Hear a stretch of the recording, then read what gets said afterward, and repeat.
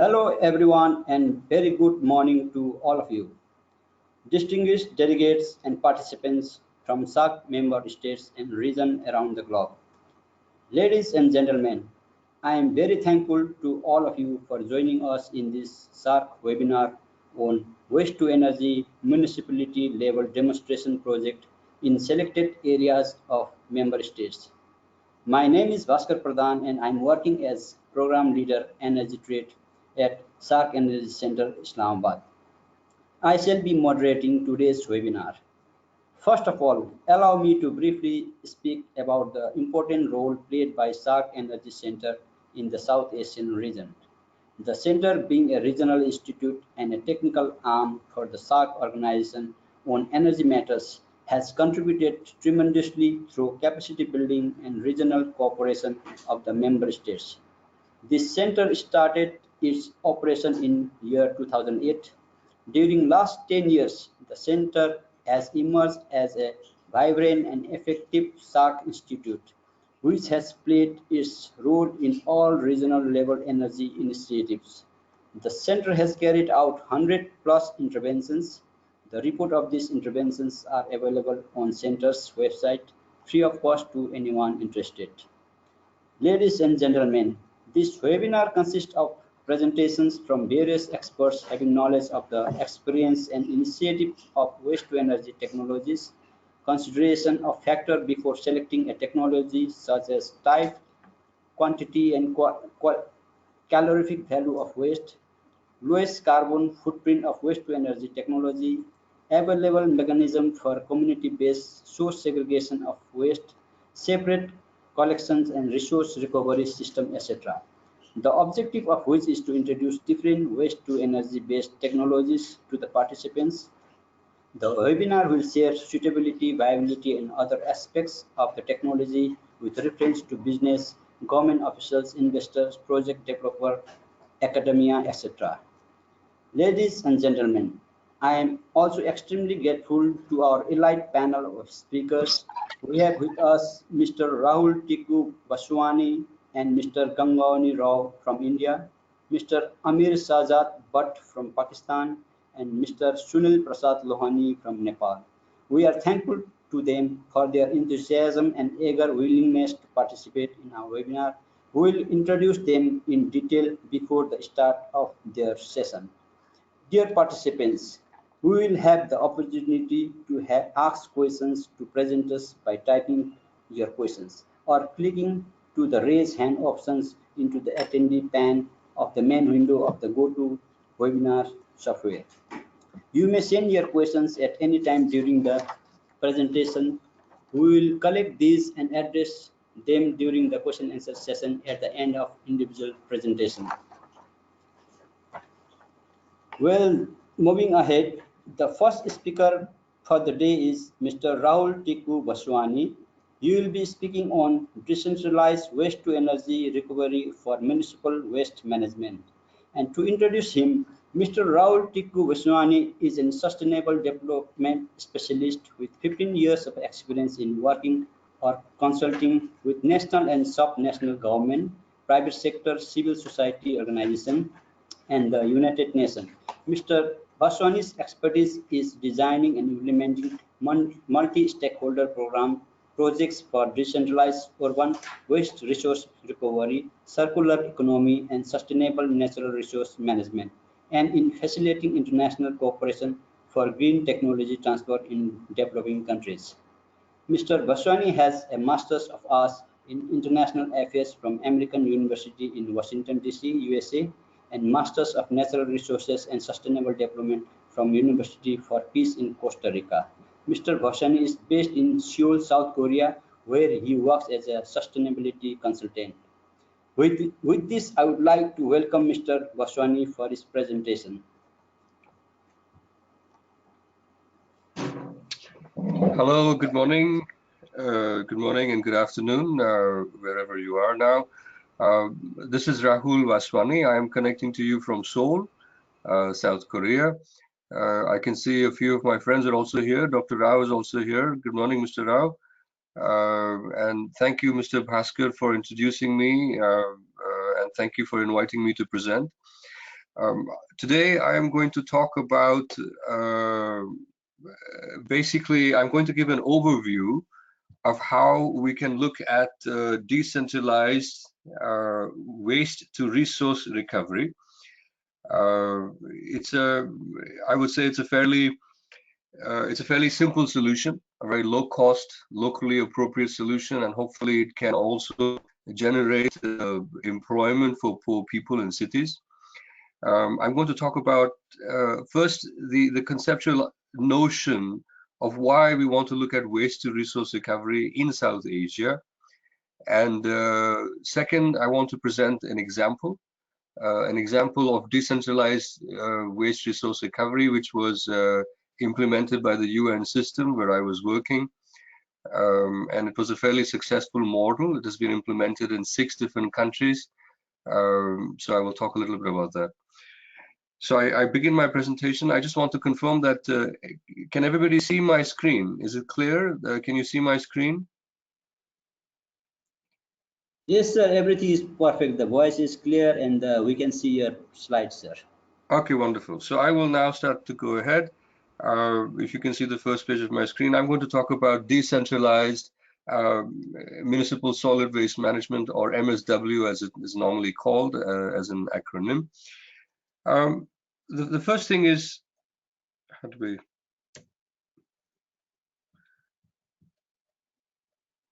Okay, so let's start looking at what really is the global picture of waste management and where do we stand as in South Asia. I'm South Asian too, I'm from India, and where do we actually stand?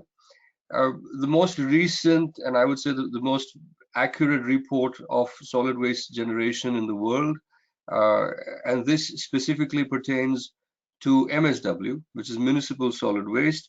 And within municipal solid waste, these numbers that you're going to see on the screen are you know, they're only measuring waste from residences, that means households, from public institutions and commercial establishments. So these numbers on the screen do not account for C&D waste, which is construction and demolition waste. The hazardous waste, so hazardous waste could be from small scale industries within the city or other you know, different forms of waste which are toxic in some way.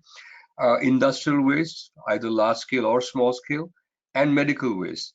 So these 4 different wastes are not considered. It is only household waste, and still the numbers are so large. So you can see totally in the world today, we produce about 2 billion tons of MSW per year. And out of this, out of 2 billion, uh, more than 33%, that means a third of it, not exactly, I mean, not right now it's 15%, comes from South Asia. So in 2016, about 15% of the total world's MSW comes from South Asia, but it's going to climb very, very quickly. In the next 34 years, it's going to climb to 660 million tons of waste. So it's a number that's going to double in 34 years. Already we are seeing that in some cities, some very large cities in South Asia, the waste that is produced is comparable to the total amount of waste produced by large cities in developed countries. So cities like Bombay, Delhi, Karachi, you know, in developing countries are producing very, very large amounts of waste. There is of course a difference in the composition of waste, but we mustn't forget that although we are in developing countries, we are in a part of the world which is not fully industrialized, which is not very industrialized, we still produce very large volumes. The next number is, if you look, okay. Now, what is really happening in terms of waste generation? The primary cause, I would say, the primary reason for waste generation is urbanization. As we urbanize, and you know, now more than half of the world is urbanized. That means more than 50%, almost 54% of the people on the planet now live in cities. And in South Asia, it is still less. In India, I would say about 35% of the people live in cities. In Pakistan, it's about similar. In other areas of South Asia, it's also similar or even lower. But although our urbanization is low, we are producing a lot of waste. And as urbanization increases, and we are very rapidly urbanizing, as we urbanize more, we're going to produce more and more waste.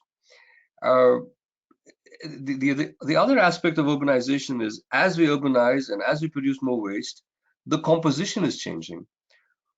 Right now, South Asia has about 57% organic waste. That means the MSW is organic. But very quickly, it is now changing to becoming non-organic or non-biodegradable.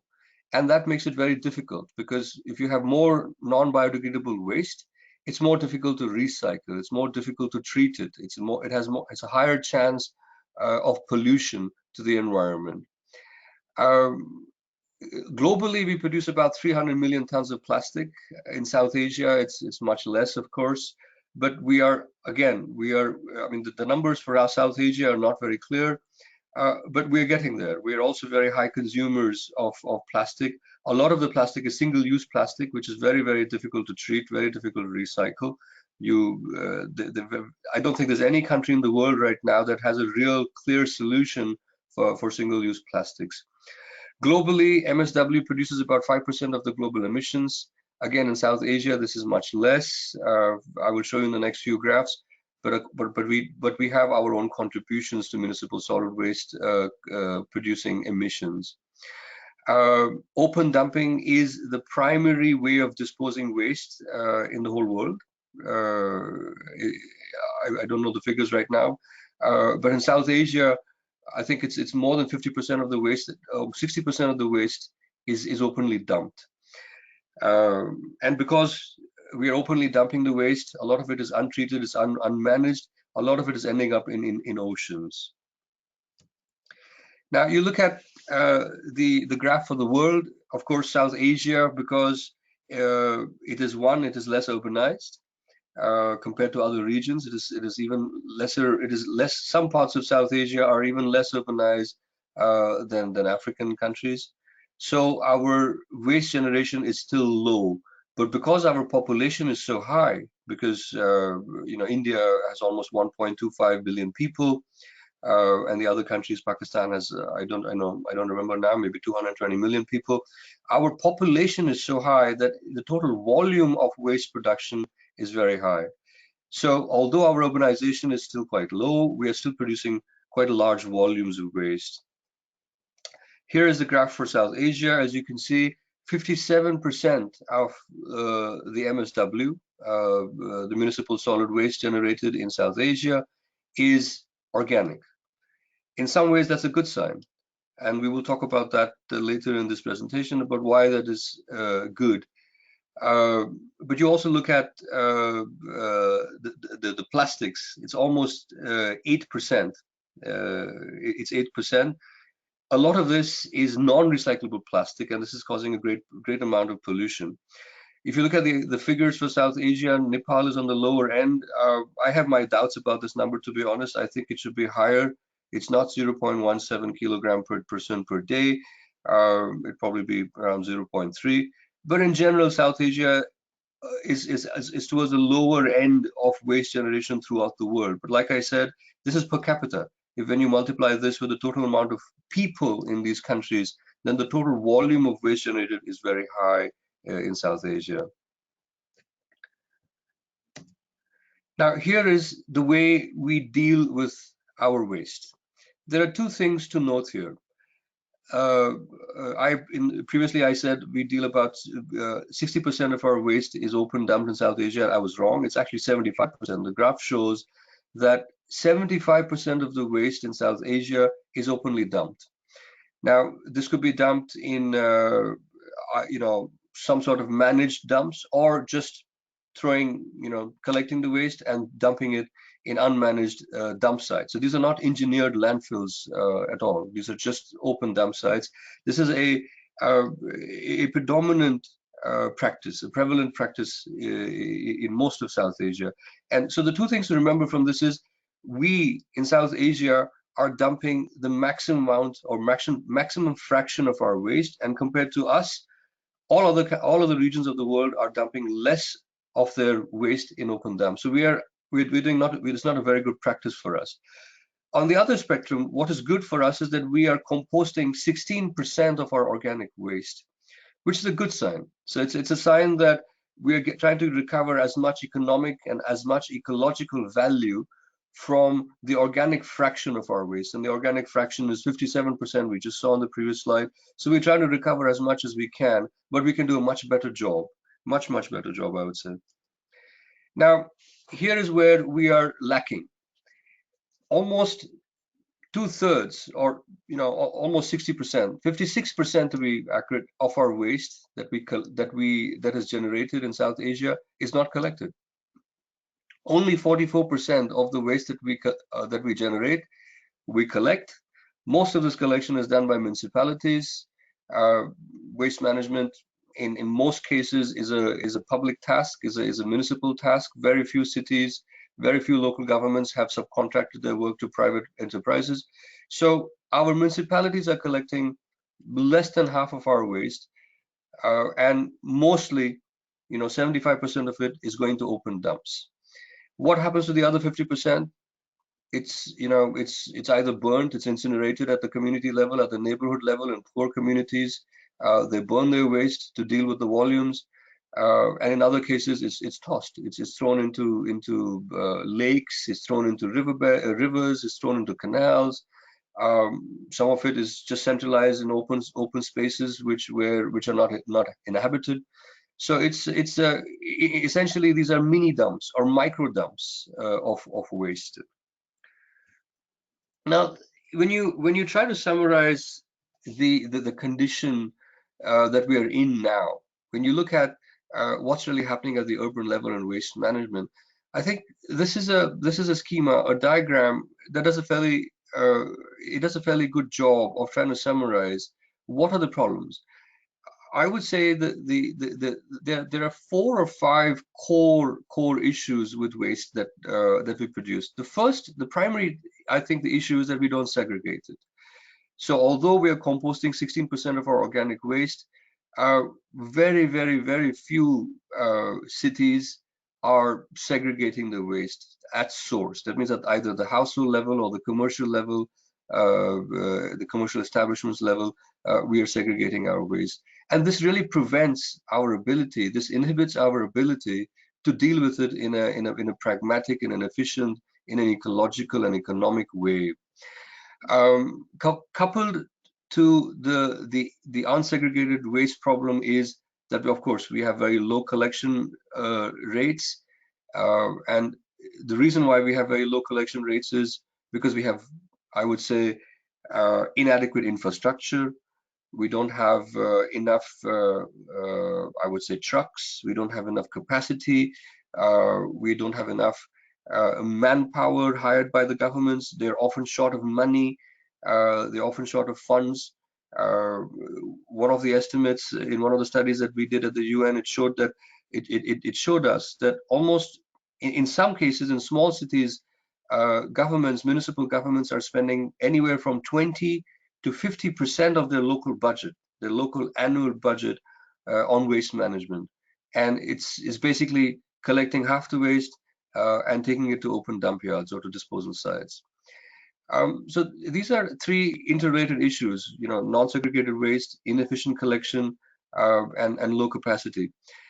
On the other spectrum, there are issues of lack of awareness or lack of participation by waste producers or waste generators. That means households or commercial establishments, in knowing what are the real large scale and long-term impacts of open dumping or of non-segregated waste or unmanaged waste.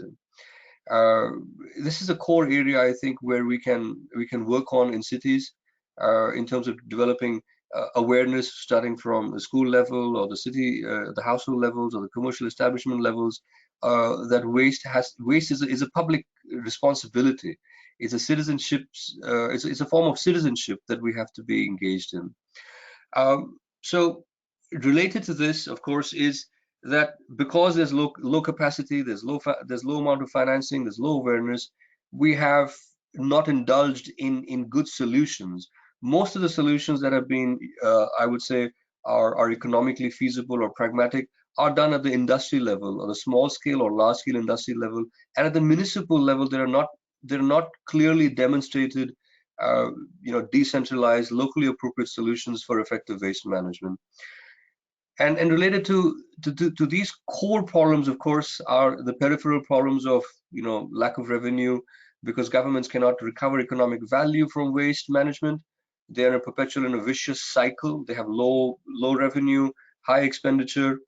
There is a inefficient use of manpower, inefficient use of infrastructure, and that puts the government into a vicious cycle of high burdens and very low returns.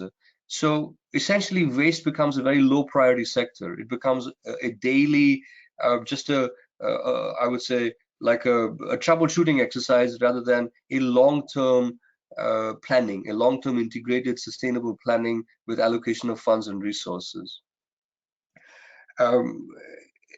Associated with these problems, of course, if you try to isolate them into, or you try to categorize them into the political dimension, the ecological dimension, and the techno-economic dimension, you will find out that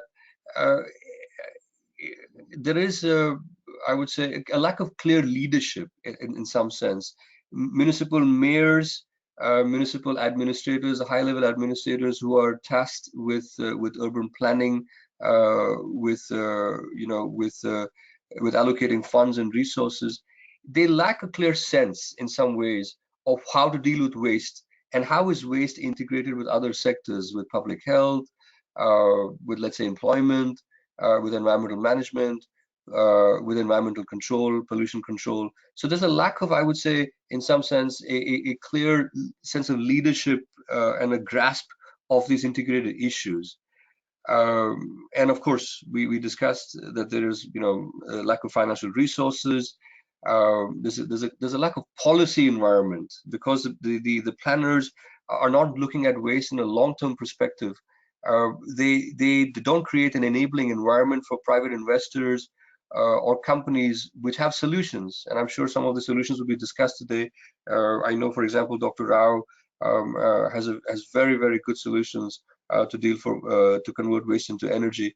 So there is a lack of I would say, an enabling environment to enable private stakeholders or even I would say entrepreneurs to invest in waste management. We obviously know that when you have open burning, it has a very high cost to society when waste is just dumped in open dump sites. I have seen municipal governments deliberately incinerating, that means openly burning the waste, not in closed environments, but putting fire to the waste to contain the volumes. That causes very serious amount of air pollution. Some of the highest rates of particulate matter pollution, PM 2.5 pollution from open burning of waste are in South Asia, and they are mostly at the periphery of large cities like Delhi, for example, or Kanpur city, for example, in India. Waste is burnt in open dump sites. That causes very, very high pollution. And when waste is of course not contained in a proper way, when it is not a sanitary landfill, there is a very high amount of leachate that goes into the underground water streams. During the rainfall season, there is a high amount of leachate that goes into surface water, into river bodies. And there are also issues of waste pickers. In India, or in most of South Asia, most of the recycling industry is informal. A lot of the waste that is recycled is done by the means of informal waste picking. So informal waste pickers, it is their livelihood to pick waste from open dump yards. Of course, they're also part of the in some ways an organized network of taking waste at source from households and commercial establishments. But a lot of the informal waste workers work at landfills, and for them it's a livelihood. But there are, of course, environmental and social issues associated with it. There was recently a study about the largest waste, the open dump of waste in Mumbai city in India. It's in a place called Devnar, and the average age of people the average longevity of people who live in Deonar is in their 40s, in the early 40s. So they are dying because of the exposure to open burning of waste, because dying to the exposure of they're dying young due to the exposure of high toxicity to the waste. So the longevity is much less than the normal longevity of the country. So this has a very high social and environmental cost, of course. When you look at the technological issues, I briefly mentioned it. There are very few, I would say, clearly demonstrated low cost, locally appropriate solutions for dealing at the different waste streams. That means organic waste, plastics, metals, woods, and everything. So although the informal waste recycling industry is looking at recovering economic value from waste products, they are looking at it from a very piecemeal economic perspective. So waste pickers and the informal waste economy will take recyclables which are of the highest value first. So maybe metals, maybe cardboards, maybe recyclable plastics. But what happens to the remaining waste? It's mostly just tossed into open landfills, or at best now there are companies that are contracting with cities to have incinerators. So it goes to an incinerator. That has a value in terms of reducing volumes of waste, the large volumes of waste generated in the city. But personally, I feel that is not a long-term sustainable solution. We have to look at waste right from the upstream, from where it is generated. So the solutions have to be not just end of pipe solutions. You collect the waste and you just dump it or you burn it. There has to be a clear focus on waste minimization at the source. And everything else, that means technology transfer or local capacity development, should be focused on this aspect of waste. That means minimizing waste volumes from where they're generated, either at the household level or even before that, where plastics are manufactured at the industrial level, for example. So there is a need to demonstrate waste management technologies which are locally appropriate. And the second half of my presentation is going to talk about one example which is useful in terms of integrated yet decentralized waste management. Now, as we move on to the 21st century, the reality of the waste management hierarchy is, of course, as you've noticed, in South Asia, 75% of our waste is either thrown into landfills or into sorry, not landfills. It's either openly dumped, or about 4% is landfill. So that's almost 80% of the waste at the bottom of the pyramid is unmanaged, is untreated. And then a slightly higher level than that, we have waste conversion technologies. Sometimes we do incineration, or we have some sort of breaking down of recyclables so that they can be recycled at not in a very efficient way.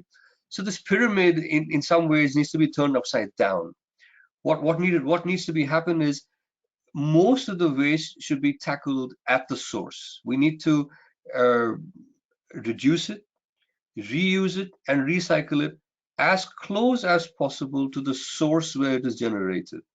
And thereafter, we must focus on more, I would say, economically intensive exercises of recycling and composting, or thermal or chemical based conversion technologies. And the least amount of waste which is not reused, which is not reduced, or which is not recycled or not treated should go to the landfill.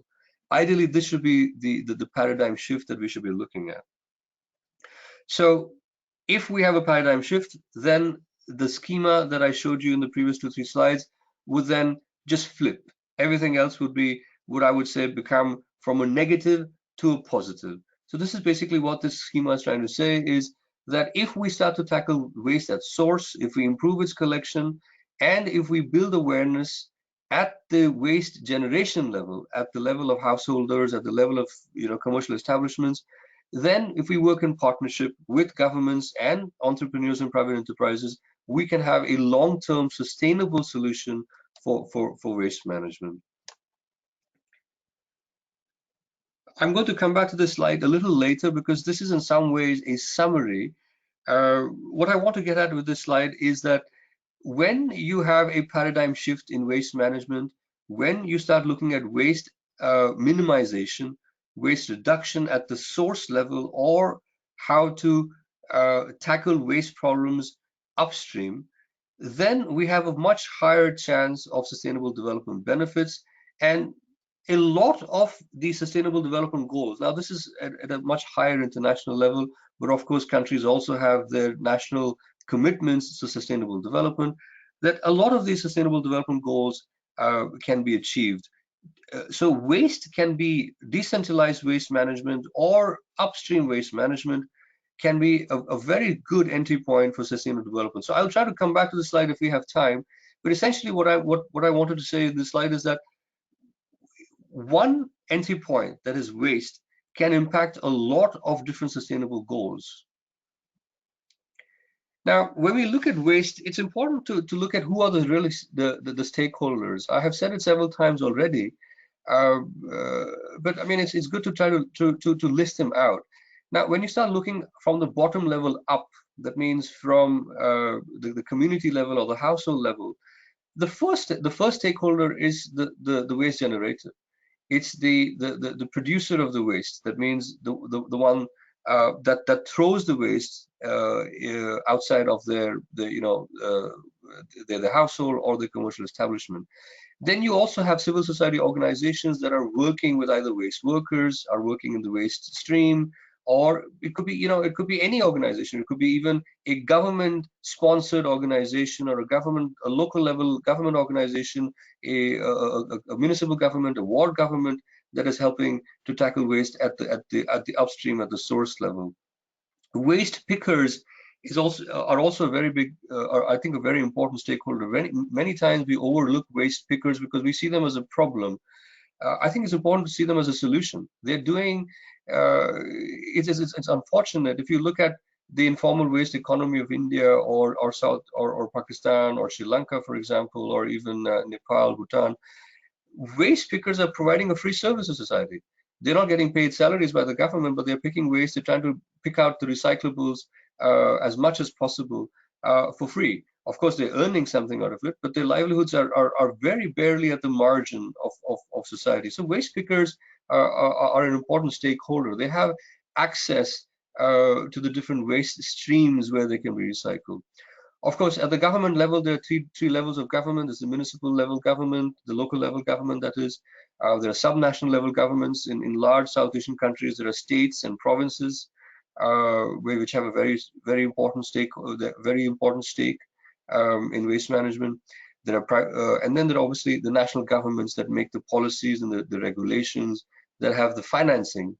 Most of the financing for, I would say, waste management comes from either the national level or from the state level, and then it is decentralized. It is sent in a decentralized fashion to the local governments, and the task of waste management obviously is local. There are also other stakeholders that we often forget. It's private companies,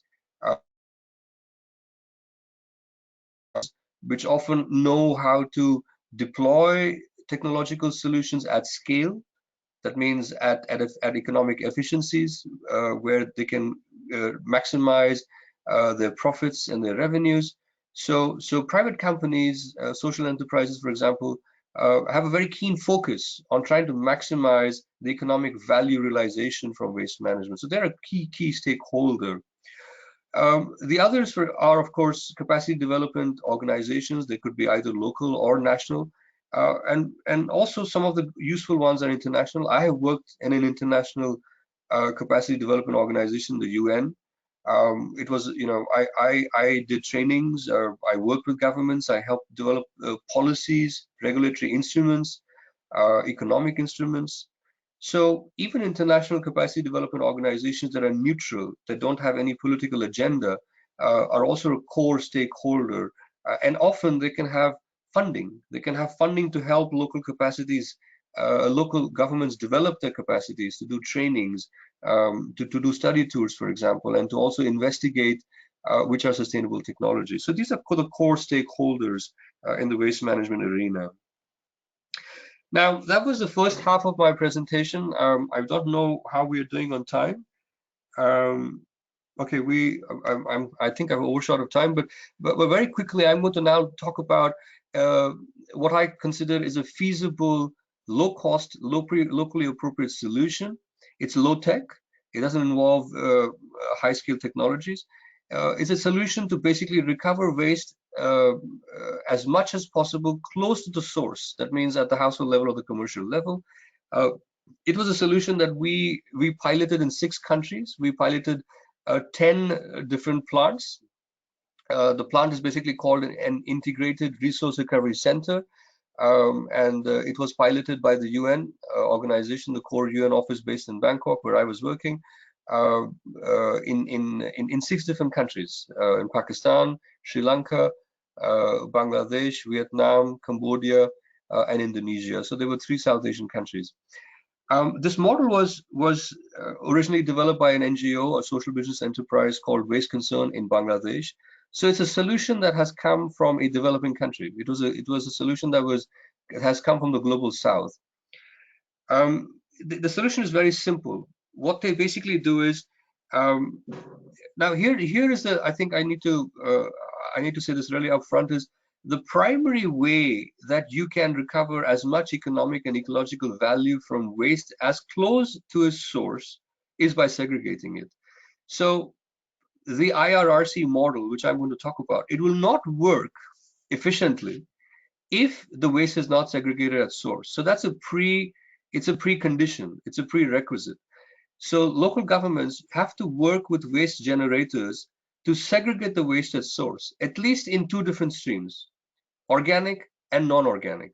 Once you have segregated your organic waste, then you can do a lot with it. You can either compost it, you can put it into a biodigester. You can also co-compost your fecal sludge. That means your toilet sludge from septic tanks. You can evacuate it and you can co-compost it, or you can put it into a biodigester. And that's what you do with your organic component, and that's 57%. The average organic component of waste in South Asia we saw is 57%.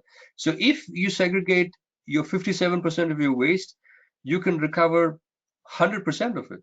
Almost 100% of 50%, 57% can be recovered by just 3 simple exercises: composting or biodigestion or co-composting.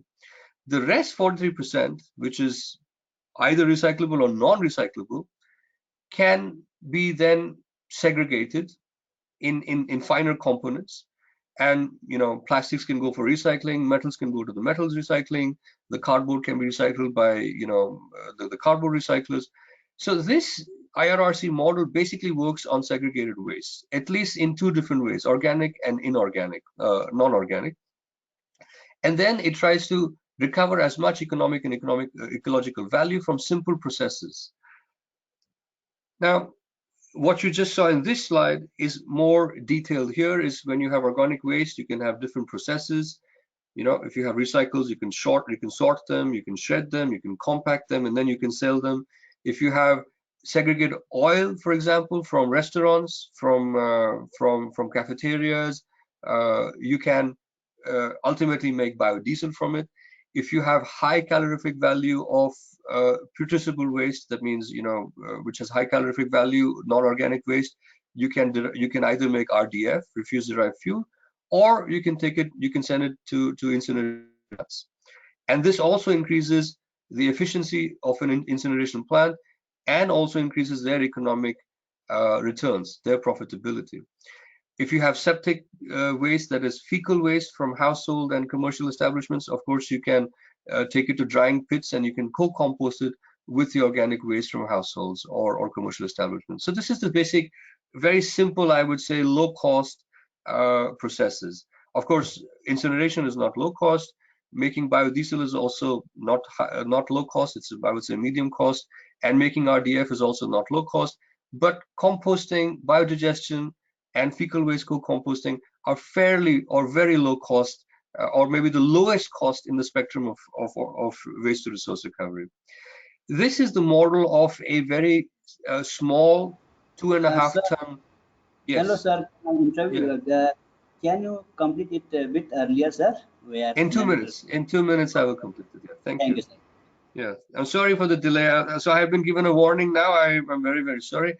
I will very quickly try to complete this. This is basically what an IRRC looks like. So it has a composting shed. It has a fecal sludge drying bed, where after the fecal sludge is dried, it can be co-composted, and it has, let's say, 4 or 5 biodigesters for making biogas, which can be used for either cooking purposes or to generate electricity in a generator. Now, this is just a 2.5 ton plant. The total area is about 800 square meters. These are different aerial views of it. Now, very quickly, I will just take you to 2 different slides on what is the cost associated with an IRRC. If you have an IRRC with only organic composting, you need land of approximately 150 to 200 square meters per ton of waste. And I would say that the cost of setting up a plant, an IRRC plant for 1 ton of waste is around 20,000 US dollars. We have made plants for less than 20,000 US dollars, but I would say 20,000 US dollars is the highest amount you could spend for about 1 ton to compost 1 ton of organic waste. If you have biodigesters, if you have anaerobic biodigestion, the cost increases 1.5 times. So you can use the same organic waste diluted with with water or other liquids, or let's say fecal liquids, and you can put it into a biodigester, and the cost will be about $30,000 per ton. I don't have time to talk about this in detail, but you can ask me more questions, and you will obviously get a copy of the slide. But essentially, ballpark figures are 20,000 for organic composting per ton and 30,000 for anaerobic digestion per ton. Now, just my last slide, I want to just briefly talk about it. Is very often governments forget that there is economic value to be recovered from even a simple exercise as composting. We did a study, a long-term study over 3 or 4 years of IRRCs in 3 different countries, in Bangladesh, Sri Lanka, and Vietnam. What we found is that the economic benefit from composting just even 1 ton of organic waste is you can get almost about $50. For example, in Bangladesh, where labor cost is very cheap, so the revenue is also less. It's about $50 you can get from 1 ton, whereas in Vietnam, it's closer to between $90 to $100 you can recover from 1 ton of organic compost. So instead of taking that 1 ton to the landfill and spending money on transporting the waste and dumping it, you can actually recover money, which is a net source of revenue for the city. Now that's essentially my last slide. These are just the links if you want to go and see where this information comes from and what are the background information. These are the links. Again, thank you very, very much for the opportunity to come to allow me to present this, and my apologies that I could not cover fully. I've missed only 2-3 slides, but you can always refer to them again and ask me questions. Thank you very, very much. Thank you so much for sharing your expertise, sir. We at the center really gain a lot, and we do hope that all the participants have learned something out of it. Sir, because of some time constraint, is it okay if we keep the questions at the end of the Yes, session, sir? yes, absolutely. I am here. Yes, I'll be happy So, to take any questions. Yes, thank later. you, sir. Now we'll Thank go you. to the next presenter. So your questions will come at the end of the session, sir.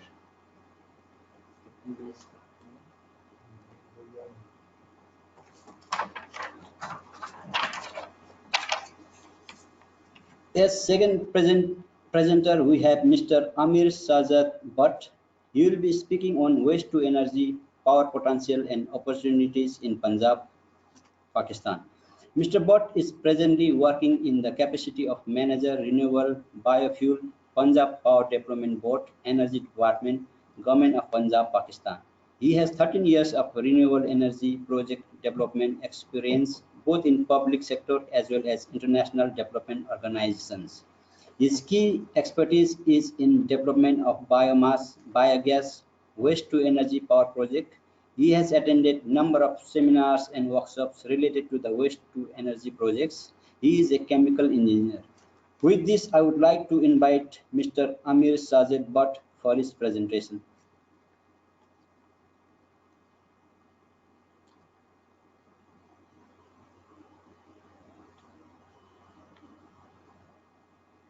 Yes, yes, sir. You can go ahead with your presentation, sir. Okay, thank you for the brief introduction. My name is Ahmed Shehzad Bhatt. I'm Manager Renewables, Energy and Biofuels from Punjab Power Development Board, it's a province in Punjab, country of Pakistan. My basic emphasis would be to deliver what is happening in Pakistan renewable power sector and what are the linkages of waste to energy potential in Pakistan. And because I'm from the government side, so my key responsibility would also to describe what are the incentives for the private sector participation, especially for waste to energy power projects. Just would like to highlight what are the key stakeholders, the key power sectors, players in Pakistan. This would be my sequence of presentation. And then I would like to highlight, because we are working in the province and there is a relationship of the province and the federal. So what is happening in particular in Punjab and renewable power sector, and also for the waste to energy and waste management. And similarly, what are the missing links as far as the integrated solid waste management approach is concerned? Any regulations, or what are the current framework applicability? And then obviously the waste to power prospects and the very first initiative in private sector of approximately 40 megawatt waste to energy power project at Lahore. What are the challenges, and what could be the way forward? As I mentioned, because I'm representing from the public sector, from the government of Punjab, so my duty is to just to briefly describe what are the key players in Pakistan power sector.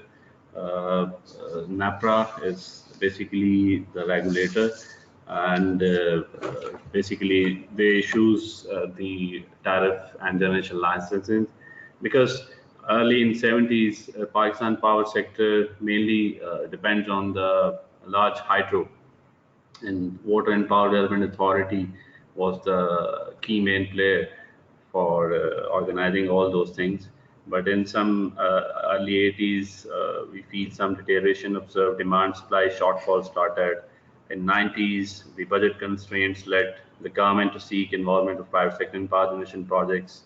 And similarly, in early 90s, the first facilitating agency in Pakistan who's dealing with the private sector power projects for generation side. Similarly, in that 90s, NTDC, National Transmission Dispatch Company Limited, was formed. Primarily objective was to provide secure, safe, and ensure system operator. And similarly, the CTPA was formed, the vertical body of NTDC. And then the grid connected renewable energy started in Pakistan in early 2003, where Alternative Energy Development Board from the federal side was established. And the basic emphasis on that basically for the wind power projects early. I can show you latest what are the exact profile of Pakistan power sector, the renewable, the wind, the solar, the other resources. And then we come as a provincial facilitators in Punjab Power Development Board. Basically, Punjab has a 68% of consumption of electricity in Pakistan, over 200 million population. So we did a lot for the last 3-4 years, and we have our own policy as well. This is what the slide is. In terms of PPDB, some clarification in the constitution, and then we have our own power generation policy, because at certain stage some sovereign guarantees to be offered to the investors by the government of Pakistan, but at particular stage we join hands with the federal counterparts later for the development of power projects by the private sector.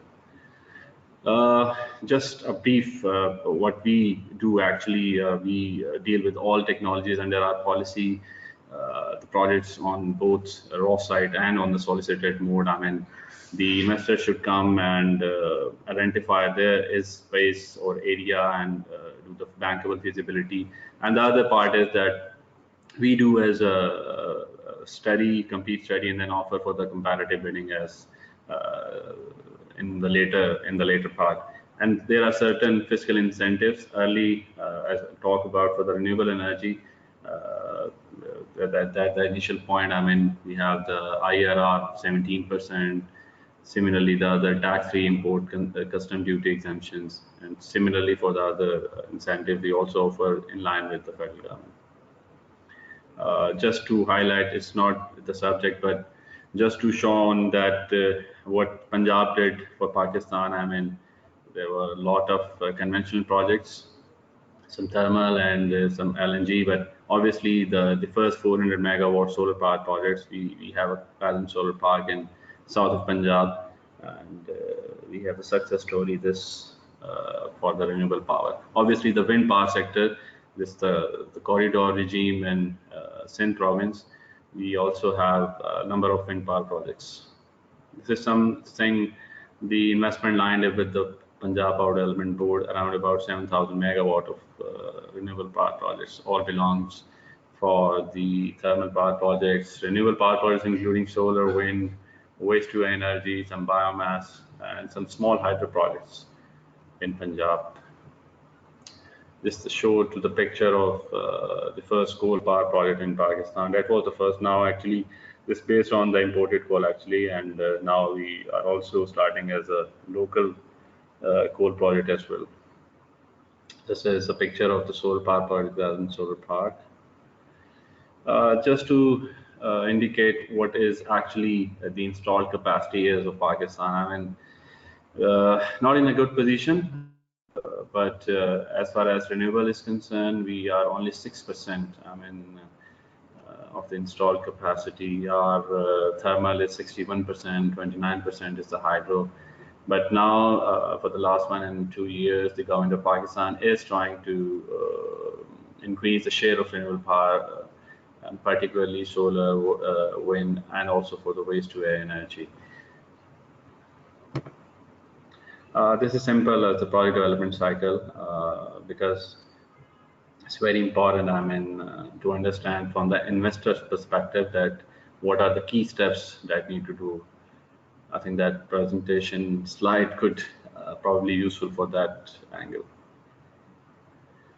Let's come to the solid waste sector in Punjab. I mean, the first presenter already shown that the World Bank data analysis. I mean, that shows about 0.43 kg per capita consumption, but I feel that it's above 0.5. I mean, Pakistan Power Census 2018 shows the population is above 200 million, and the country's generation, solid waste generation, as per their World Bank report, is about 31 million tons per year.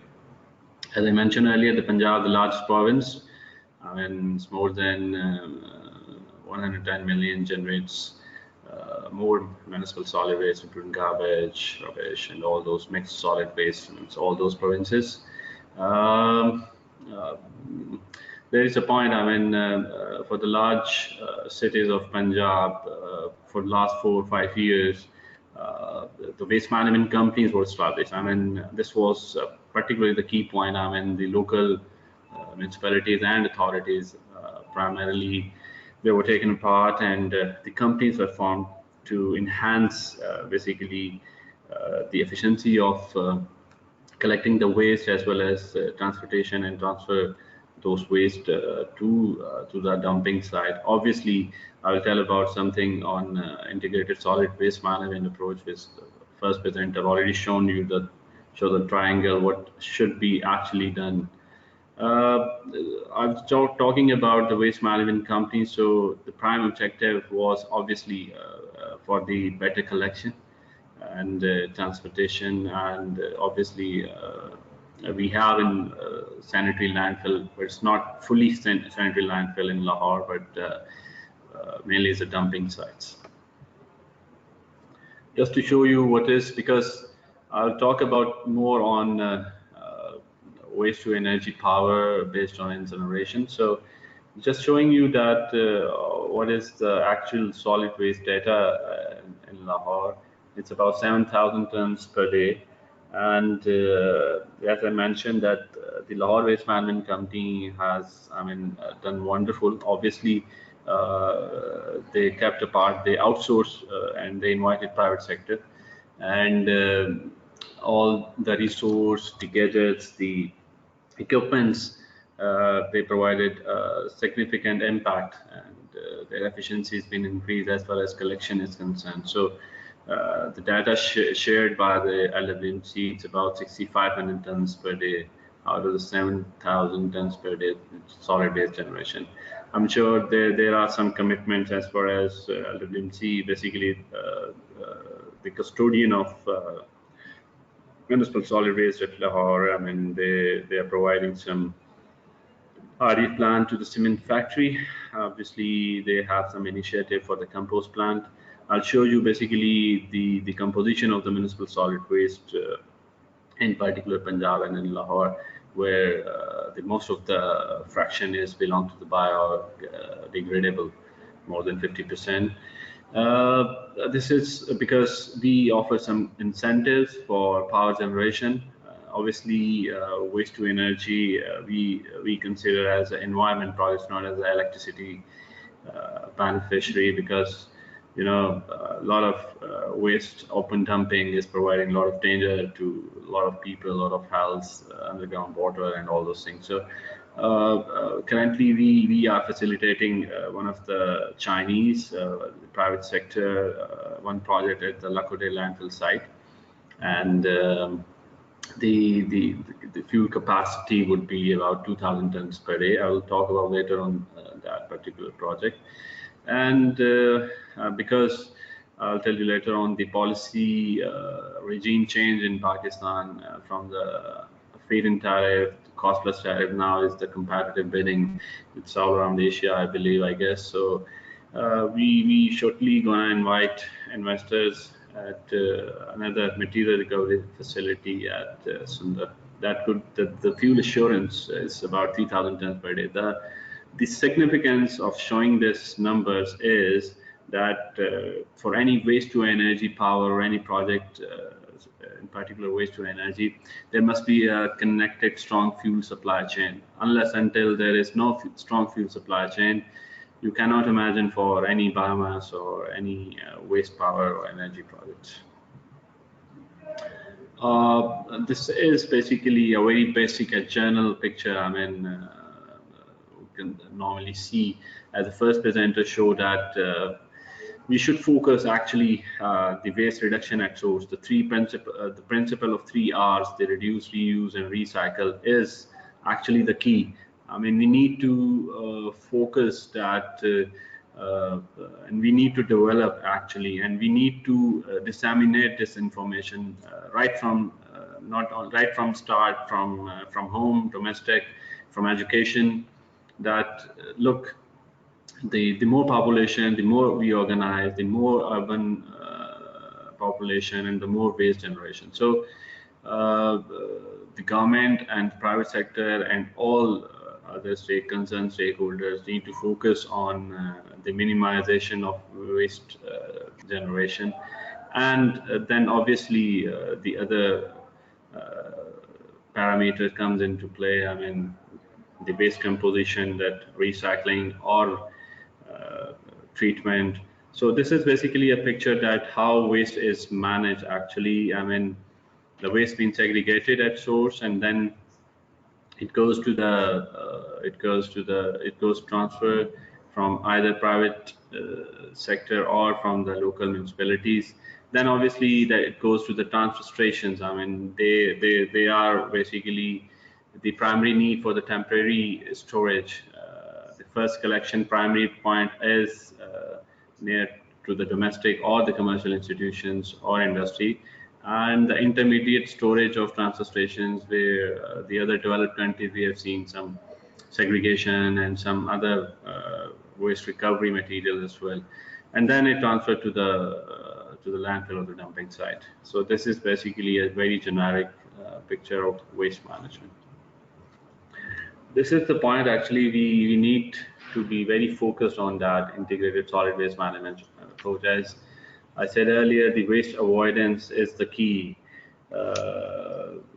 And obviously the waste minimization, the basic principle of 3 R's, the less we sorted or segregated or waste or reuse, then obviously the generation part is primarily belongs what is going to happen to this waste. Either is going to compost, either is going to be recycled. Obviously that depends on the composition of the waste. And then obviously the technical methods to be applied, the biological conversion, the thermochemical conversion, or the chemical conversion, or the biofuels, it's all being applied on the processing and materials recovery. And very less waste should go to the disposal or the landfill site. So this is basically the whole approach. I will briefly explain you that what actually are the gaps for what has been done in actually Punjab, and especially in Lahore, for the Lahore Waste Management Company. Initially, there were local municipalities, and the collection efficiencies were very poor. The waste was everywhere, but all of a sudden, 4 or 5 years back, then the funding being provided by the government of Punjab, and then the model being replicated from one country, and the waste sector was in Punjab and Lahore was outsourced. So primarily there are some gaps, but there are something which has been done already. So the institutional capacity of Lahore Waste Management Company was established. Professional people were inducted, and primarily some resources were provided. So I guess, because currently what is happening, that all of the mixed solid waste is being collected from all over the city, and it is being transferred into the transfer stations, and it is then transferred into the open landfill or the dumping site. Unfortunately, that waste is creating a lot of hazards. But one part has been done as far as the collection is concerned, but obviously the segregation part has not been done, which is actually required for the waste treatment, either for the recycling or composting based on the composition of the waste, which I'll show you later. So I was talking about the one part, the generation and the collection transportation. Then obviously the awareness, as I told earlier, that it's a basic, it's very significant. It needs to be started from the household, from the education, and from all relevant stakeholders. They need to know, because unfortunately, this part of the world, we feel that this waste is as a facility. Actually, this is not. This is actually the professional service. This needs to be taken care of in terms of giving excellent service by the companies or the local municipalities to collect that waste. So awareness should be given at all level. Then obviously the missing link is that there is some composting part as well, but not, because a lot of waste, which I'll show you the next slide, that the biodegradable, more than 50%. So we need to be very focused on that particular point for composting and recycling. And as first presenter already mentioned, that the illegal scavenging is done in this part of the world, and the sector is not been regularized, and we need to be very focused and need to give some guidelines for this purpose. Some portion has been done for the RDF as well, and for incineration for waste to energy is been just initiated. Obviously, the lacking point is the guidelines. No actual waste policy is available as far as the legal regulatory framework is concerned. Obviously, there are some initial guidelines that's being enforced by the city district government. Obviously, the sustainability is the key. I mean, you cannot sustain for a longer period for the government funding. So there is a proposal actually which is going to be implemented, especially in Punjab and in other part of the cities, that this service being charged to the consumer, to the domestic, industrial, or institutional. So I mean, this way, the company efficiency and sustainability could come into the picture. Or will some part I just talked about the mixed municipal solid waste, but the hospital waste and the industrial waste. I mean, industrial waste um, is being managed by the industry like pulp and paper industry and some other waste as well. But the hospital waste is being managed in this in Lahore particular. There are some incinerators for dealing with that, the infectious and other waste. This hospital waste is not mixed with the municipal solid waste, mixed municipal solid waste being dumped at the landfill or dumping site. This is actually the numbers. It's a reference-based characterization study that was talking about more than 55% the biodegradable waste, and this is where the ISWM framework goes. I mean, you need to have a more composting probably after the segregation at the source, and which is actually not happening. But a little portion is being done for this site, and similarly for the combustible and the textile, the nylon part, the RDF part is about 30%. Obviously, some recycle. You can see that the paper cardboard is already be scavenging. The glass, metal, and the other part is being dumped onto the dumping site. So this is actually the numbers of the waste characterization of Lahore city. Uh, this slide is basically just to give a hope to the investors if they are interested for the mixed municipal solid waste to treat with the incineration or any other technology for the power generation. So the average calorific value is basically around 1500 kilocal per kg. But obviously the moisture contents are on a high side. So there are technologies available, like instance in China and some part of India as well. I mean, China is leading that. The one solution, one part would be the filled landfill or the dumping sites. They can be managed. In Turkey, I've seen that the waste to energy plants at that landfill site. So one option could be to incinerate, but obviously there are some gray areas like the missing links in the policy as well for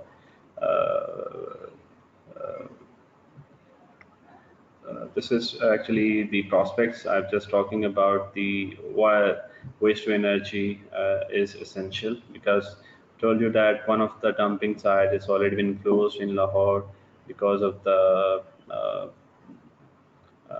full application of the ISWM framework. But obviously, and the other is now operational. So we cannot afford this kind of picture for anymore in future.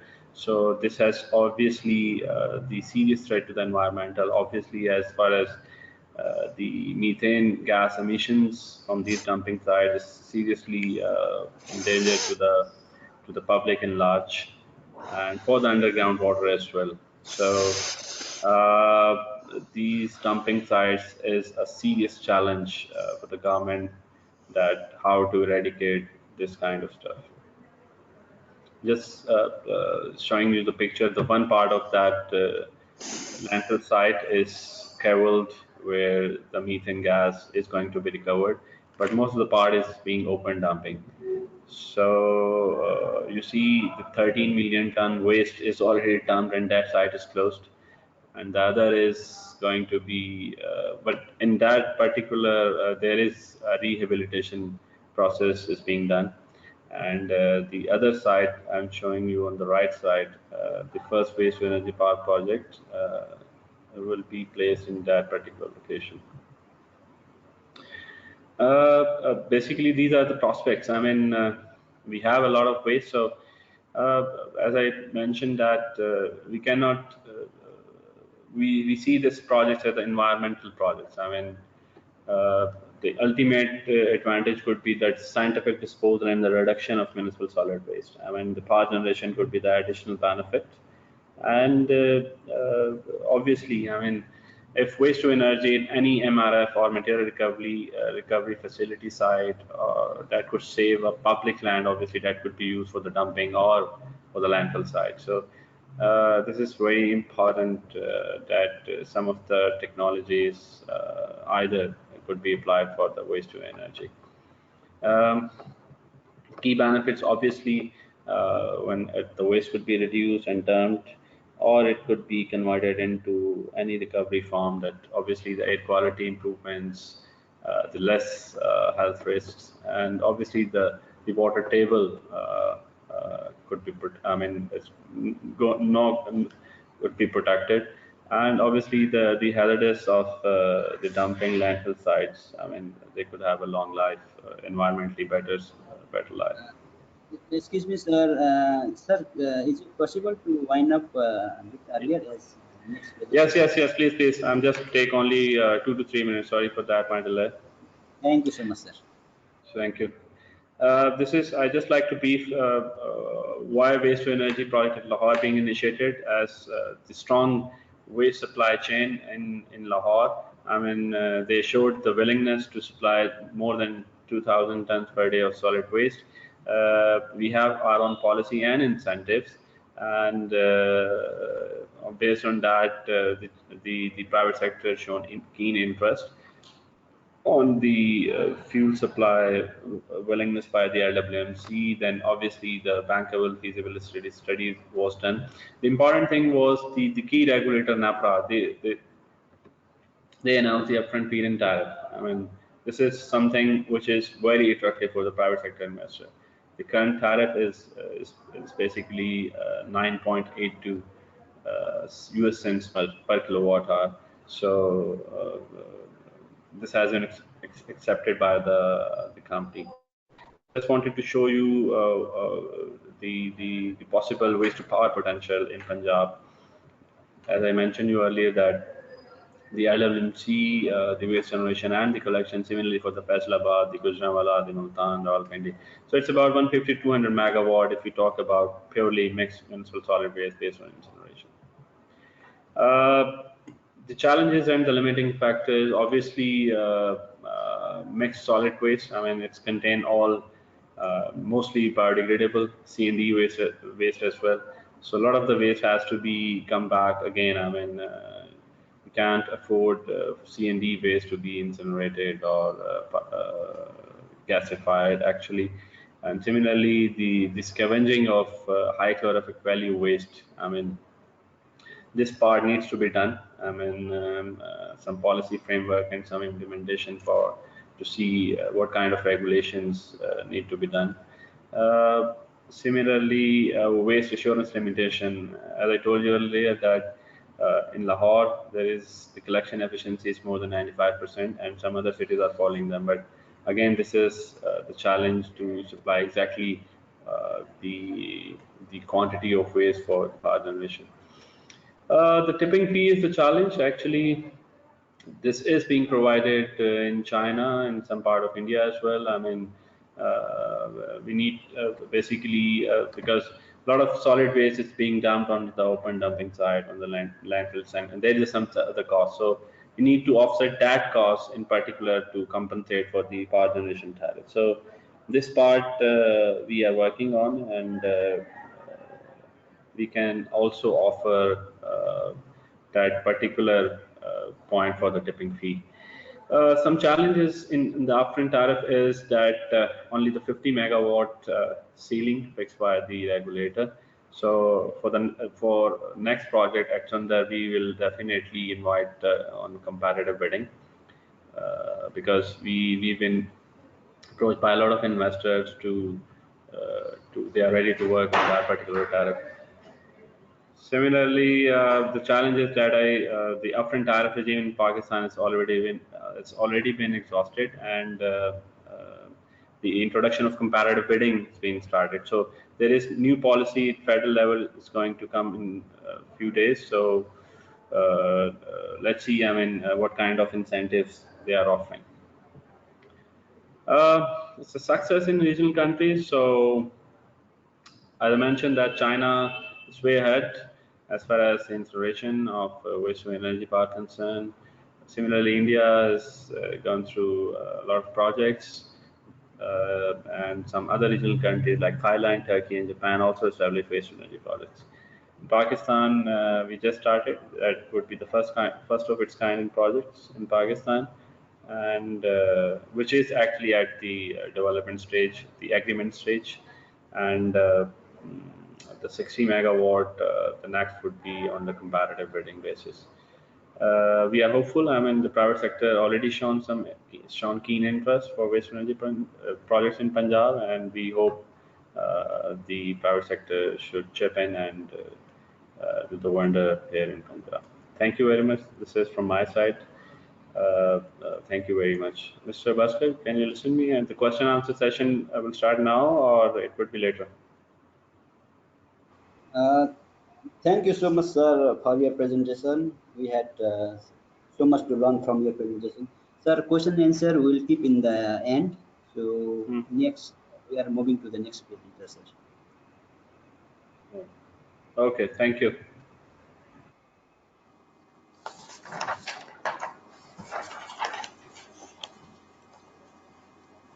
Our next presenter is Dr. Gangari Rao. He will be speaking on bioenergy from organic fraction of municipal solid waste and desert. Dr. A.G. Rao is basically a chemical engineer specialized in area of waste management. Presently, he is working as a chief scientist and professor in CSIR, Indian Institute of Chemical Technology, Hyderabad, in environmental engineering and fossil fuel division. He has 28 years of experience in reputed industries, consultancies, and R&D organizations. Dr. Rao is known for translational research, and he developed and implemented several technologies in the area of environmental engineering to the industries and societal application. Dr. Rao bestowed with several awards and served as international consultant. He is a member of several prestigious government committees on renewable energy, waste management, etc. With this, I would like to invite Dr. Rao for his presentation.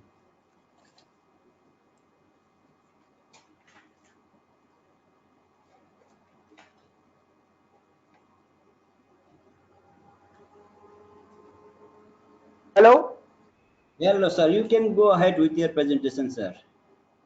Yeah, namaste to all of you. I'll be generally speaking about just scenario of MSW in India, and followed by what could be possible solutions, and that seems very workable solutions. So that is my idea of this webinar actually. Uh,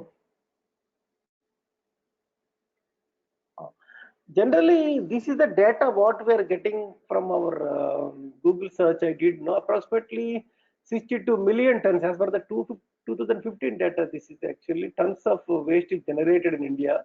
I think now presently approximated is 80 to 90 million tons. But as Rahul said, collection is very poor, not very good actually, and it is mostly going to the open dumping. And there are situations where I think it is going to the landfills also. But primarily waste is here actually organic waste. Primarily 60 to 50 to 60% is biodegradable organic waste actually in India. So that is the reason why this calorific value is low, very low compared to the Western countries. Maximum calorific value is only 1650, and generally average calorific value is only 1070. Minimum is 1000 and 1200 is the average calorific value. So so this calorific value makes the sense in terms of what is the technology we have to adapt it actually. There is a big question mark for this Indian context actually. So there are so many technologies being followed in the different parts of India. One is landfill, refuse derived fuel, mass incineration, biomethanation, and biomining. So primarily, what they are doing is that most of the waste in cities through transfer stations being sent to one dumping site where all the recycles are removed and RD paste produced with high calorific values too, and organic waste is composted, and the results are completely sent to the landfill. This is generally what is being followed in the context, in the Indian context, with respect to the practice of landfilling. So, but recently, what happened actually, in order to generate the power from this MSW, there is a technology called mass burning has been adopted, and there are three plants in India presently working 20 megawatt plants. One is Delhi, two in Delhi, another one in Jabalpur. The one is by Ramki, another is by Island FS, third is by actually Jindal. So three plants, 20 megawatt plants are mass burning technology. That means the highlights of this technology is that no, we need not segregate the waste. A total waste can go to the burning mass burning system. But the issue is that this is the closed scheme actually. The issue is that no, the boiler generate a lot of toxic gases that includes dioxins also. So therefore, people are not happy who are living around.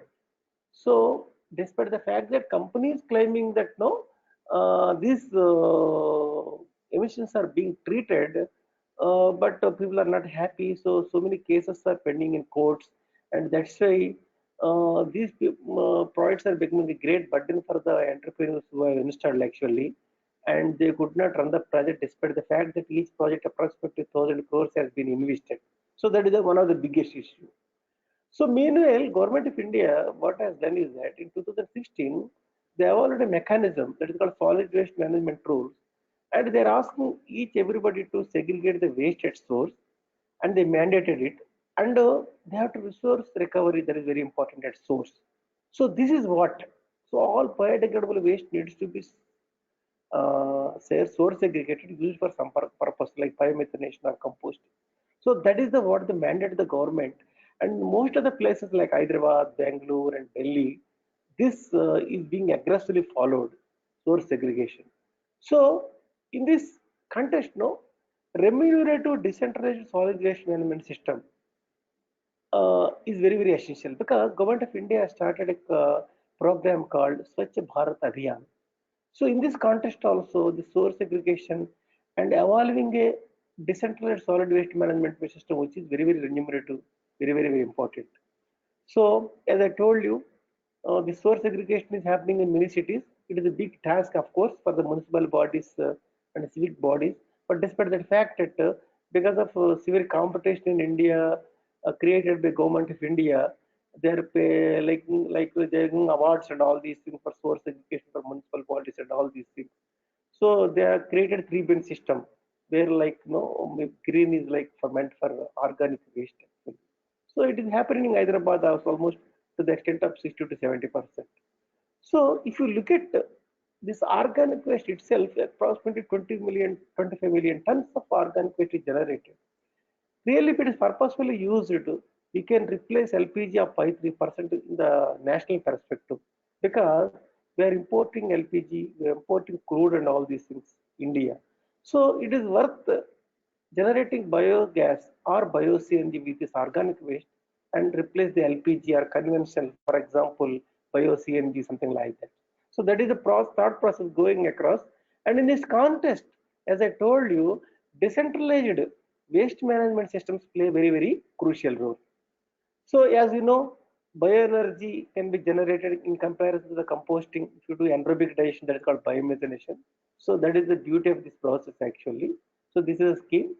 And so many waste like vegetable and agriculture waste, parts of animals, poultry litter, fish that we cannot eat, etc. Human and animal weeds such as water acid.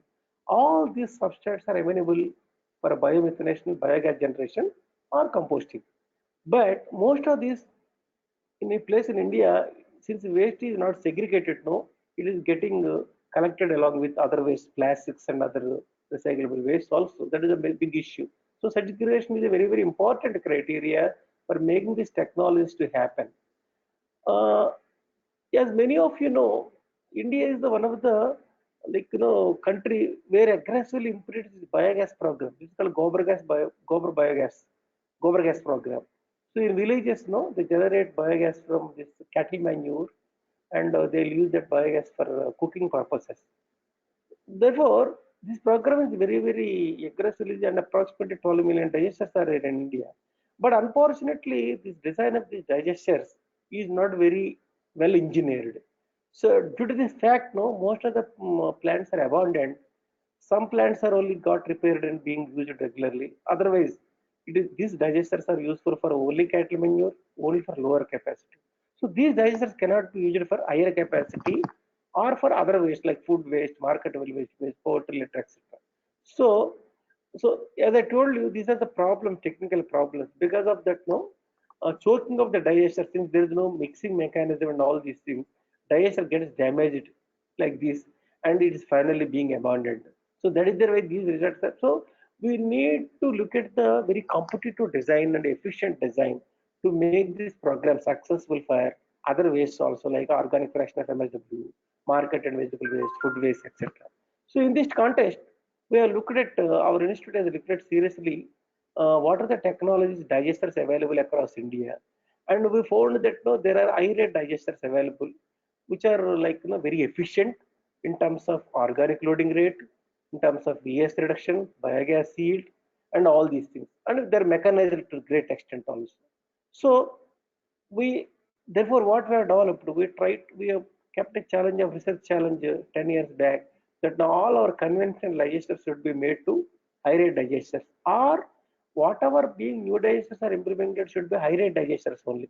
We should stop implementing this conventional digester so that the biogas program will be successful. So this is the research challenge we took almost 12 years, 10 to 12 years back, and we have developed a digester.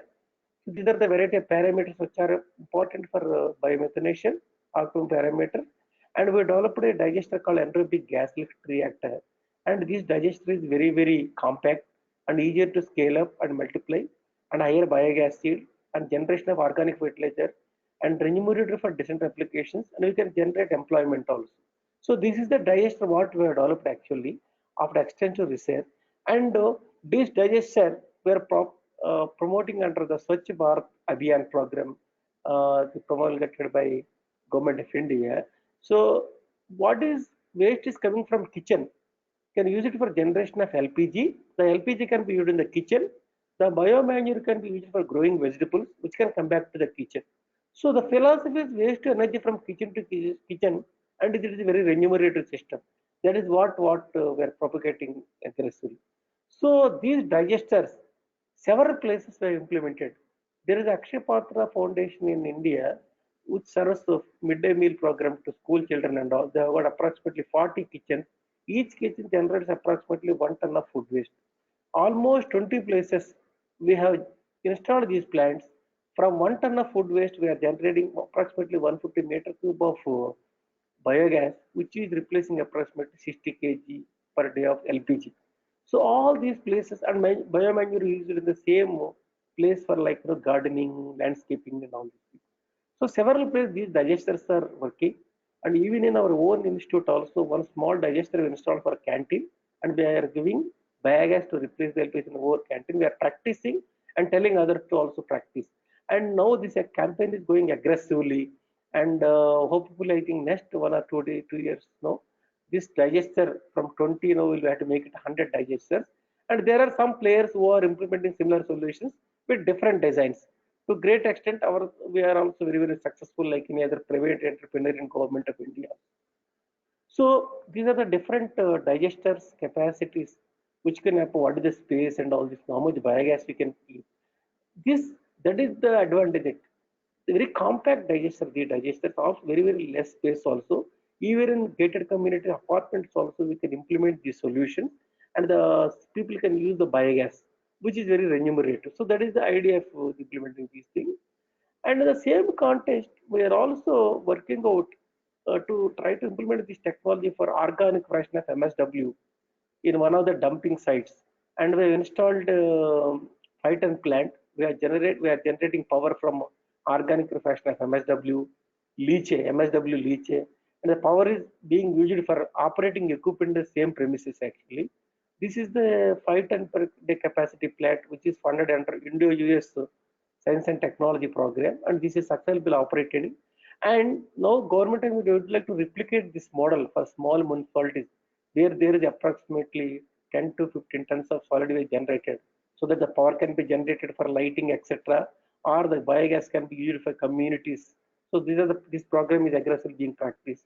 And similarly, another 10-ton plant in a market yard in Hyderabad generates approximately 10 tons of marketed vegetable waste. We are implementing same solution also, so that it will be replicated in marketed vegetable waste.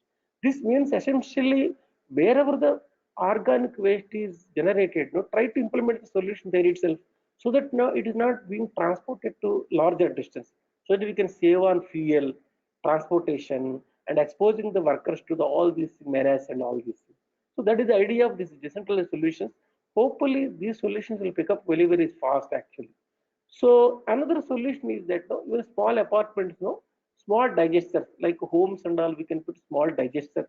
For example, treating 5 kg, 10 kg, 25 kg like that, up to 100 kg. We have developed another digester called Bio Home.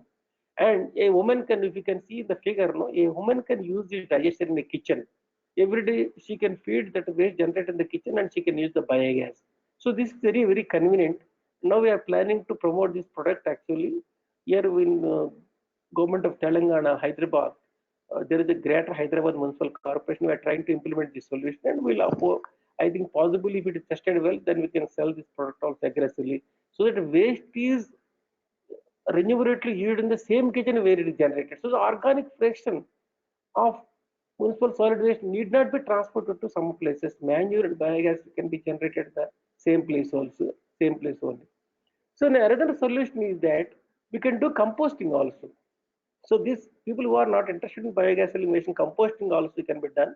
And we have developed a method called accelerated anaerobic composting. Like aerobic composting, it gives smell and all these things. So now we have under anaerobic conditions, we have developed this composting method. And this method is very, very superior in terms of within 20-22 days, you can make the compost using the microbial consortia and the process parameters which are being implemented here. And we also made water hyacinth is very, very much grown in these lakes and all these things.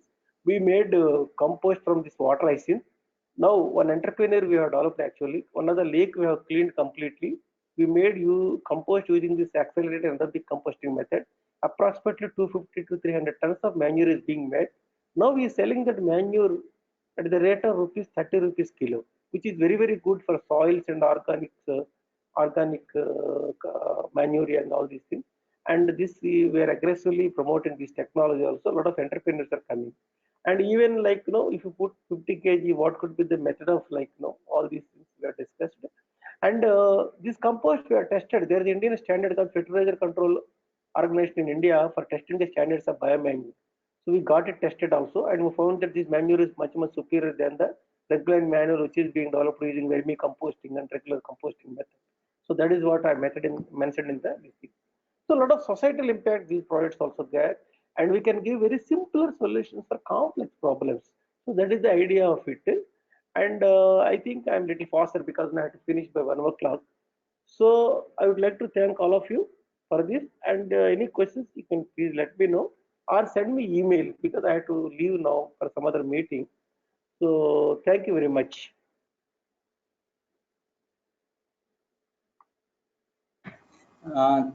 Thank you, Dr. Rao. Thank you so much, sir. Yeah. It is another wonderful presentation, sir. We have, of course, we have a lot of questions for you, but I think you are running out of time. So we will be sending those questions to you through email, sir, so that we can give it to the participants. Yes, And sir. secondly, sir, it would be helpful if you can share your presentation slides with us, sir, so that we No can problem. distribute. I'll right away send you the mail to you. But my presentation PPT I'll send to you. Good. Thank you, sir. Thank you, sir, for your time, sir. Yeah. Okay. And now we'll move to the next presenter. The next presenter is Mr. Sunil Prasad Lohani from Nepal. He will be on prospect of waste to bioenergy in Nepal. Dr. Sunil Prasad Lohani has over a decade of experience in renewable energy education, training and research in Nepal and international arena. Dr. Lohani has actively been involved in the field of biomass and solar energy research and consulting assignments and collaborates with national and international partners.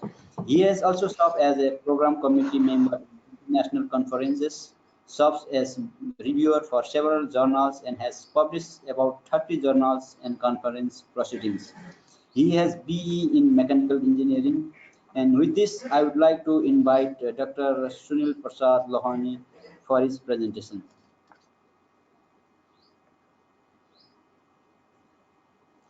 Yes, sir. You can go ahead with your presentation, sir. Hello, sir.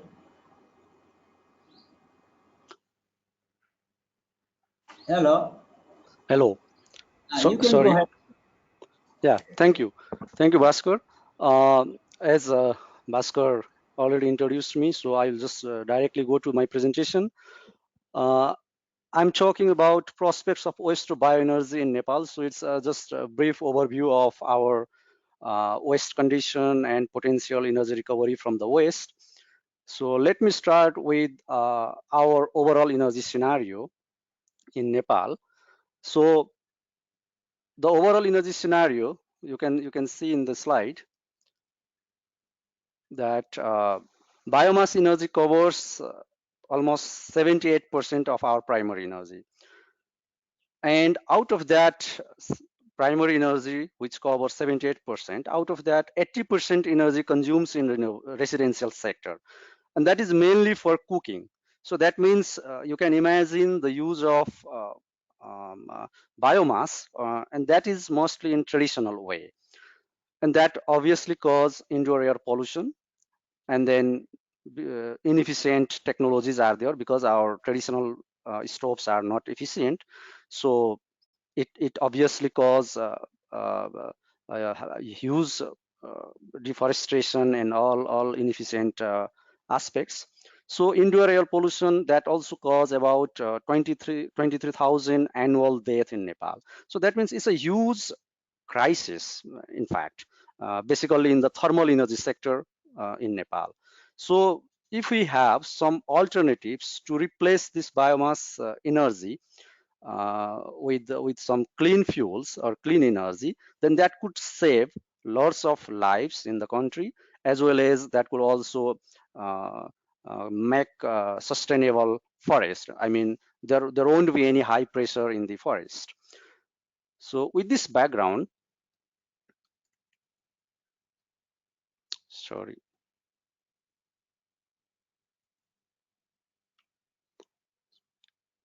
Sorry, the slides is not.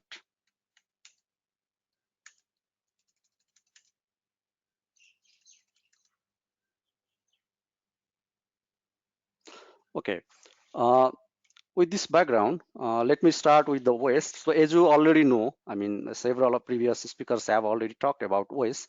So waste is generally the rubbish, which is unwanted material that we don't want, and we have to anyhow manage that waste. So so far we only talk about waste and we consider it as waste. But uh, recent years, even in the South Asia, we are more cautious with recovering the resources from the waste. And waste is not only the waste; it has some economic resources or it has some economic values. So how to convert that waste into bioenergy or maybe thermal energy? So we can understand that waste has some resources. So let's take it as a resource. And the different types of waste are available, basically municipal, agriculture, and industry waste. And here I will only mostly talk about municipal and agriculture waste. So municipal waste, there is a significant fraction of organic waste are available in Nepal, almost 60%.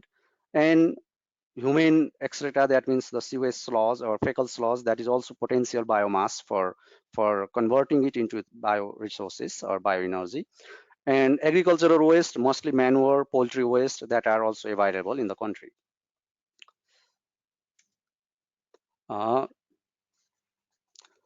So in Nepal, you can see in the slide, average municipal solid waste generation that is around 0.32 kg per capita. And that means the total urban areas. I'm only concentrating about, only concentrating about the urban waste, because in rural areas, solid waste could be managed by household themselves, because they have their cattle and pigs and other animals. So there is not much pressure to manage the solid waste. But in urban areas, there is huge crisis or huge um, um, uh, problem to manage the solid waste. And total solid waste generation is about 631,000 tons per year, and about 60% is organic fraction. And the problem, the amount of problem you can see on the slide, on the picture, because when there are some problem on the dumping sites, then all the waste are straight around the city, around the street. So that makes nuisance of course, and that also cause pollution, health problems, and all these things. And we have also cattle farms around, it's a commercial cattle farms around 3,400, and waste generation from all these cattle farm, the preliminary estimate shows around 160 tons per year. And also the poultry farms, you can see the number of birds is around 47 million.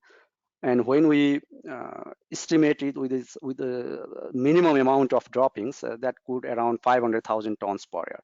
So these are basically the main biomass resources, and that are causing serious problem in the management of this biomass, or in the management of this waste. So poultry farm, they are having a huge problem in the management of their waste. Cattle farms as well, there is a problem. Solid waste, you can see it's really a problem in all countries in South Asia. So with these resources, what can we do? So here I will basically talk about converting into biomass, biogas. So there must be three different components. We have to be very cautious in converting these resources into biogas. So just have a look. Process chain of anaerobic digestion of biowaste. There is a substrate chain, transformation, and product chain. So substrate chain, that means the collection of all organic waste, transport, and if some waste needs some pretreatment, so that has to be ensured. If there is no regular supply of waste, then your digester doesn't produce biogas, and that project will going to be failed. So substrate chain has to be ensured, and transformation is anaerobic digestion technology. So there are some factors that has to be ensured to operate the anaerobic digestion smoothly. And after that, there is a product chain. And product chain, that means after anaerobic digestion, you will get biogas and digest it. And biogas, either it needs post-treatment or directly we can utilize, depending on the situation where we are using the biogas. And if there is no uh, proper preparation or planning of the utilization of biogas from the plant, then that makes a serious problem. Similarly, the digestate. If we do not have proper planning how to use the digestate or slurry from the digester, and there is also the big problem. So we have to make sure substrate chain transformation and product chain before planning the project, or before planning the waste management or biomass management. And this is just a few such technical process in the transformation. In transformation process, there are basically 4 different processes, which I think is not necessary to talk here. So I'll just skip these slides. And once you have biogas from the anaerobic digestion, so that biogas means you have different gases, mixture of different gases, which you obtain from anaerobic digestion of biowaste. And that gases basically contains methane, carbon dioxide, and other trace elements.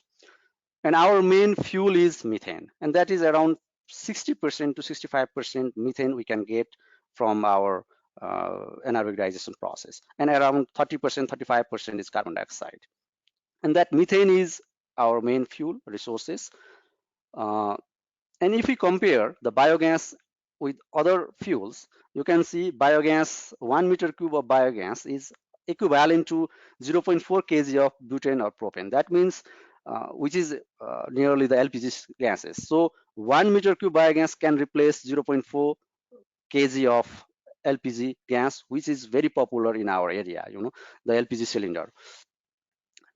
So with these figures, what I would like to do is one quick estimation for biogas plants. So we have organic fraction of waste, that is municipal waste, is around 630,000 tons. Cattle manure around 160,000 tons, and poultry droppings is around 500,000 tons. So with this huge amount of waste, what we can do? This is the resources, and this is the potential for converting these resources into bioenergy or biogas. So let us have a look with a quick estimation. For example, if we have 1 ton per day digestion, that means our digester could have potential of converting biomass into biogas, 1 ton per day. So investment in the biogas plant is around 50 to 70% is for these technologies, and the rest is for land and project development and all these things. So let us assume, which is also reasonable figure, that digester per ton 2 million Nepalese rupees per ton, and operation cost is around 1 to 2% of the investment cost. So that comes around 2 to 2.2 million rupees per year total cost. And the feeding material, we have basically 3 different feeding materials: cattle dung, municipal waste, and poultry droppings. So if we estimate based from 1 ton, and it has certain total solid and volatile solid, and with this figure, what we can obtain biogas, what we can obtain from cattle dung is around 50 meter cube biogas per day, municipal waste 75 meter cube, and poultry around 95 meter cube biogas per day. But this estimation is at very low side, so we can get up to 100 to 150 meter cube biogas per day from this waste, basically from municipal waste or food waste. And also cattle dung and poultry waste is also, here I am estimating, this estimation is at the low side, so we can have higher potential from this waste. So with this analysis, what I wanted to do is, for estimation for the whole waste available in Nepal. So the estimated figure shows cattle, municipal, and poultry waste that almost 9,350 ton per year biogas can be produced from cattle dung, which is equivalent to LPG cylinder equivalent. That LPG cylinder is around 40.2 kg cylinder. That equivalent of 285,000 cylinder per year. And from municipal waste, we can have around 999,000. That means around 1 million cylinder per year can be replaced. Similarly, for poultry waste, we can replace around 1.7 million cylinder per year. And if we convert that into the monetary terms or revenue, we have all together, you can, and also we have huge potential of producing fertilizer. These solids are all fertilizer. So altogether, you can see we have around 4 billion Nepalese rupees equivalent LPG cylinder that could replace. That means this amount could be saved inside the country, because all LPG cylinders we are importing from other countries. We don't have our own LPG resources within the country. So we can have around 4 million rupees equivalent revenue. And fertilizer, which I have estimated with very low price per kg, just around 10-11 rupees. So that could also give around 5 billion rupees equivalent. And your investment cost for this whole waste, which is around 3,000 ton per day altogether, including solid, cattle, and poultry, the investment cost could be 30 to 60 billion, depending on the technology and the manufacturer of the technology. It could be around 30 to 60 billion construction cost of the biogas plant. That means we could see revenue around 10 billion and the cost around 5-6 billion. So our payback is around 4 to 5 years. So which is not bad. So this shows the potential of waste that are available in this country can be converted into bioenergy or biogas. And so far, we don't have any energy tapped from these resources because we have lots of biogas, small domestic biogas plant, but that domestic biogas plant is operated from the individual household cattle rearing. They have 2 to 4 cow or buffaloes, and they use their own waste from their cattle rearing, and also they sometimes they connect their toilets, and that operates the domestic biogas plants. But large biogas plant, we have very few, which I'll just show you in the next slides. So biogas plants in Nepal, you can see the history, like first installed in 1955 AD. That means it's almost 60, 70 years, 60, 65 years ago. And at that time, they started with 200-liter oil drum digester with a separate drum as a gas holder. And now, from 1995 to now, almost 400,000 biodigester, this domestic biodigester, are installed in the country. And this domestic biodigester size, basically 4, 8, and 10 meter cube, are mostly popular.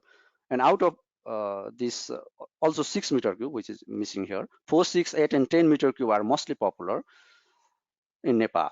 So this digester, household biodigester, basically we have GGC model, which we called, and that is the fixed dome digester, which is originally developed in China and modified. Some modification has been done, and they name it as a GGC 2047 model, and which is very popular in Nepal.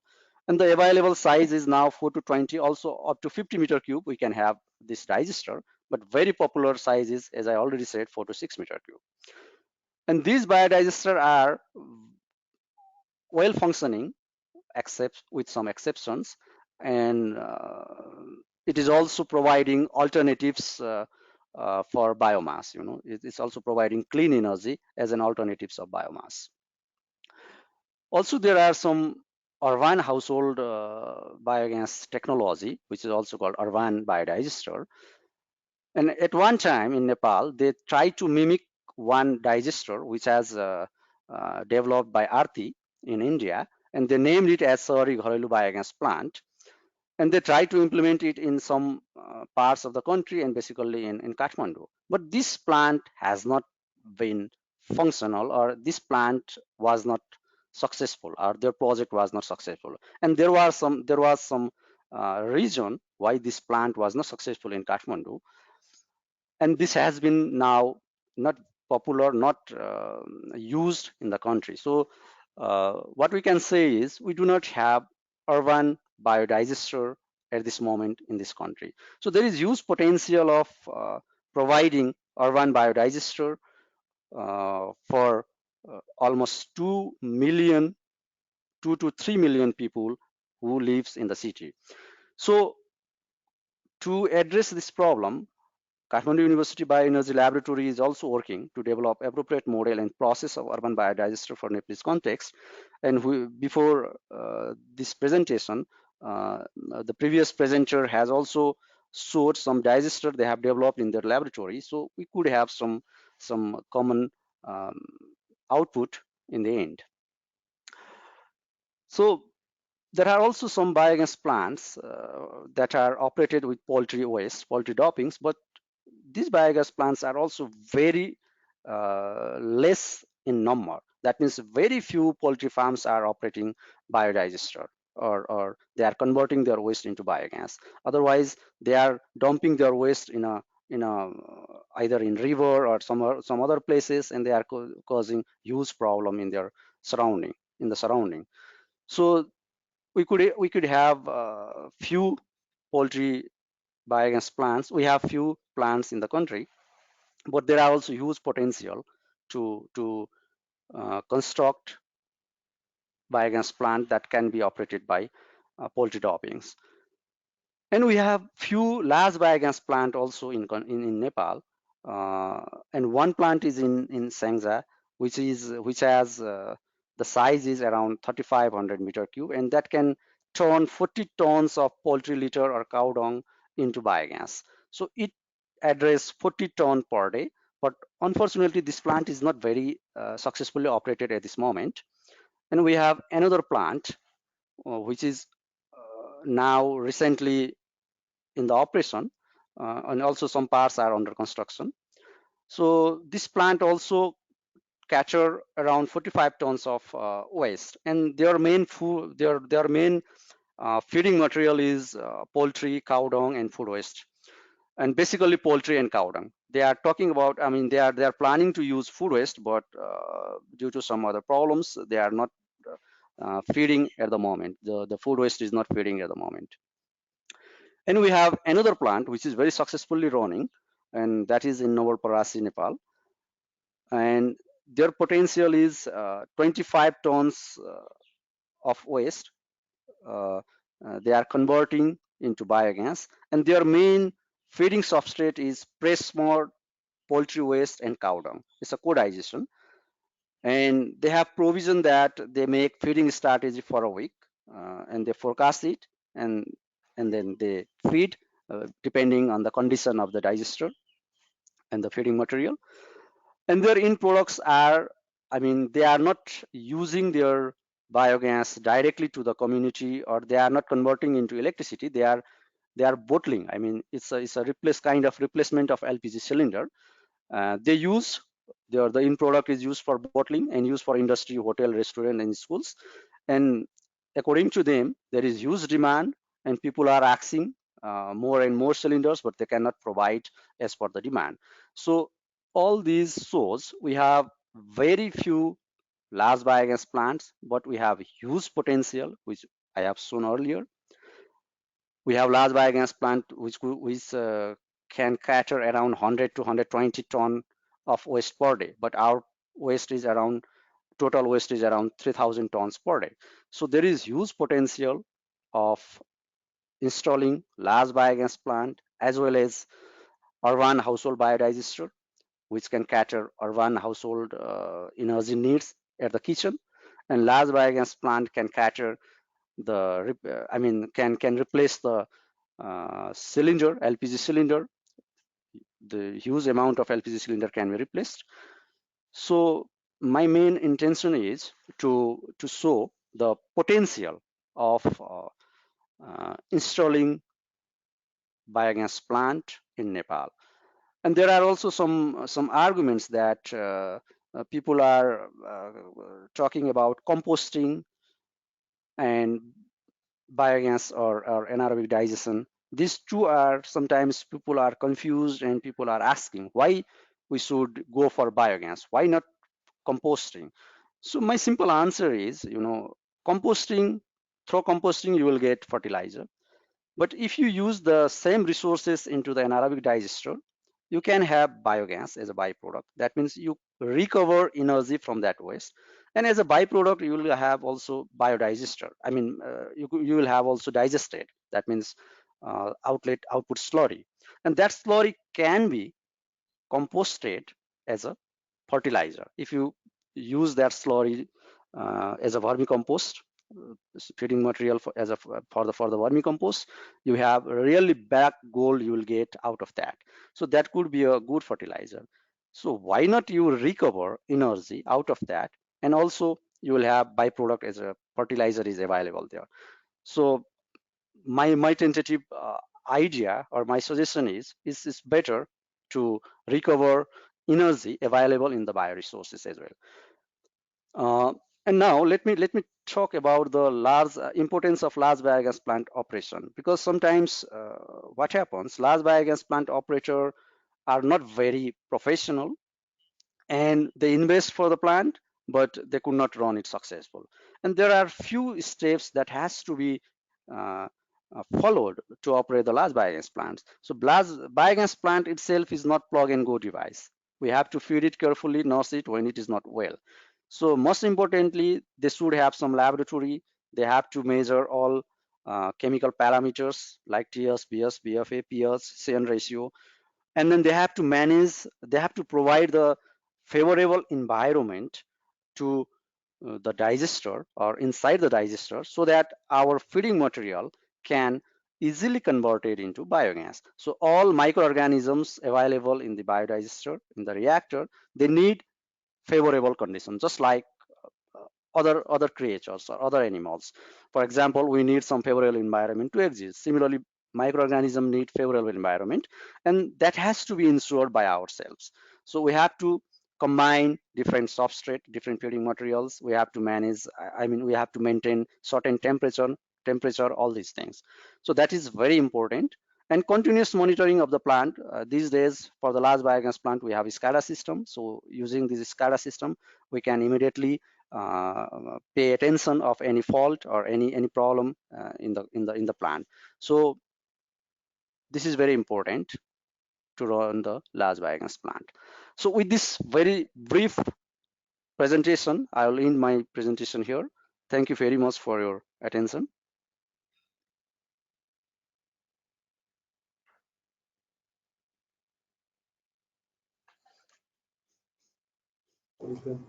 Uh, Doctor, thank you so much for your wonderful presentation. It is such an informative one, and we got so much from it. Well, there are many questions from participants. We will be trying to ask a few, starting with you. So one of my colleagues has some questions for you. Uh, Hope you will Sure. be. Thank you very much, Sunil, for your very nice presentation. This is SN Javed. I'm a research fellow here. Okay. So my question to Nice. you is, you have talked a lot about the household biogas digesters. So, and then you have touched a little bit on the large biogas plants running in your country. So, is Yeah. there any mechanism or any regulatory provision given by the government for producing electricity and selling it back to the utility from those big biogas digesters? And secondly, what do you do with the inorganic waste content in your country? You have talked a lot about the organic waste, but is there any mechanism for the inorganic waste deposition or something like that, incineration plant or anything like that in your country? Okay, thank you, Javed. Regarding your first question, that regulatory system, actually, we have just one plant biogas out of these three large biogas plant which I have shown. One plant was trying to convert biogas into electricity, but their plant is not successfully running at the moment. But the provision from the government is like we can produce biogas from or other technology, and we can buy, we can sell our electricity to the national grid, and they have some fixed price. They set some fixed price, and with that price we can sell our electricity to the grid. But at this moment, biogas sector is not well developed, or they are not in a position to sell electricity to the grid, and that provision is basically useful for solar and hydropower sector at this moment. And that's why I was talking, there are huge potential, but those potential are not tapped in Nepal. And regarding your second question, inorganic waste, here I'm talking about, or I was talking about organic fraction of the waste that can be converted into bioenergy. Inorganic fraction cannot be converted. That means I have only shown you the organic fraction or organic part of the waste, or I talked only organic part. The problem is our waste management sector, or our waste management sector is very poor. All our waste from the city, they collect it. There is no segregation provision. They simply collect it, the mixed waste, and they dump it. There is some landfill site, they call it, but when I visited some of the landfill sites, but I would rather say the dumping site, not the landfill site as well, not the sanitary landfill site. So all waste are dumped somewhere. So that means at the moment, all organic, inorganic waste or mixed waste are dumped in a landfill. And of course, there are some scavenger. They recycle some of the recyclable materials and they sell it from their own initiatives. But from the larger level, or from the government sector, there are some policies, but that is not strictly implemented at the field. And at this moment, inorganic part is not very much recycled. Just informal scavenger or informal sector are recycling the inorganic parts. And the recycle means there is no material recovery provision in Nepal. They simply recycle like paper, plastic, and they sell it, ultimately go to another country, and they recycle those materials. So is it clear, Javed? Thank you very much, Sunil. So we have You're another welcome. question from you. You mentioned during your presentation about the comparison of composting versus the biogas. So do you think there is any technical difficulty on part of doing part of implementing a biogas digester instead of the composting, or is it rather easy to go for composting in comparison to biogas? What are the issues regarding selecting these two options? Yes, that is very good question.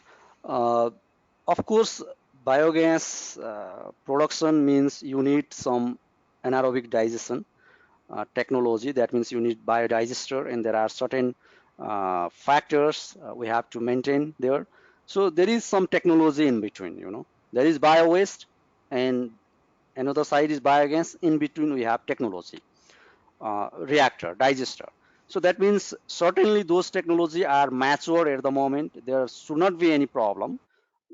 Only the problem is perhaps upfront cost of acquiring those technology. And the second one is there is not much awareness or not much knowledge in the country as well. To operate the large biogas plant, to develop the large biogas plant, very few knowledge are available inside the country. But if we look at it as a global perspective, the technology is very mature. There shouldn't be any problem, and it's not that difficult technology as well. It's easy. Only we have to maintain certain condition. That means when you have feeding material, there should not be some toxic material. There should not be any inhibitors. That means heavy metals. All those things. And for it, like poultry droppings, cow dung, and organic fraction of waste are quite easy material for biogas conversion.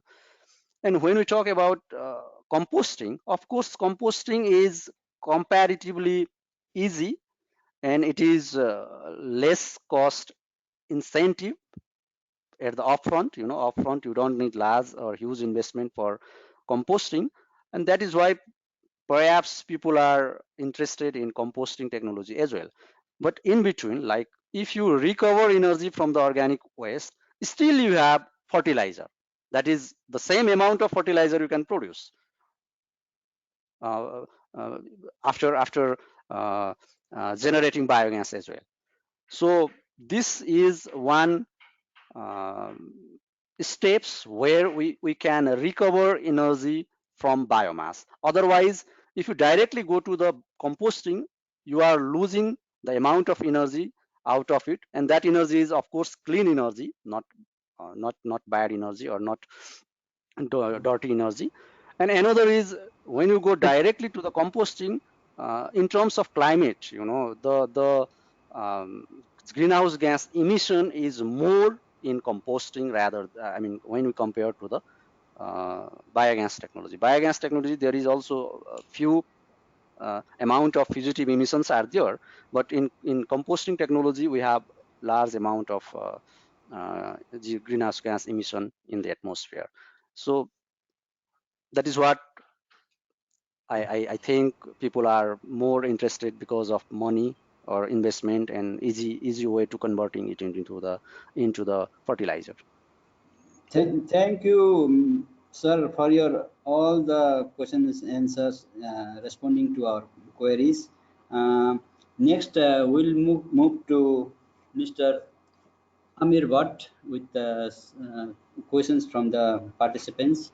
Uh, Sir, Yes, I'm here. okay, sir. We have some questions from you from our participants. So we'll be asking the question next. Yes, please. So Ahmed, thank you very much for your presentation. This is Hassan from SAARC Center. So we have a question from you. You work in a government department and you are primarily involved with these private sector companies responsible for these waste management experiences. So this waste management company is working very closely So I'm talking from the government perspective. What has been your experience in working with the private sector companies regarding this whole waste management techniques or this availability? Thank you very much, Hassan. Your voice is distracting, but whatever I have heard from your part, I mean, as I mentioned in my presentation, for any private sector investment, I mean, there is absolute necessity that you have a strong policy in place and incentives in place. As far as waste to energy is concerned, there are a lot of incentives as far as the renewable energy incentives in place in Pakistan. Obviously, there is a new policy to come that based primarily on the comparative bidding. But from the private sector point of view, the things important first is the supply chain mechanism. I mean the fuel availability. I mean the fuel availability. Obviously, the composition of the waste would definitely be a critical part, but the waste assurance supply for waste to energy is critical. And then obviously I mentioned in my presentation that the regulator, because this is the grid connected project sale to the electricity, the upfront tariff is available, although, I mean, and a very good one. I mean, the upfront paid-in tariff is important, second one for the private sector investor. And obviously the sovereign guarantee being offered by the government of Pakistan. So, I mean, these three, four are very key things for waste to energy in general. The other two for the other last one is for the any power project. Thank you very much. Another question is that what is the total waste collected and disposed by the LWMC since its inception?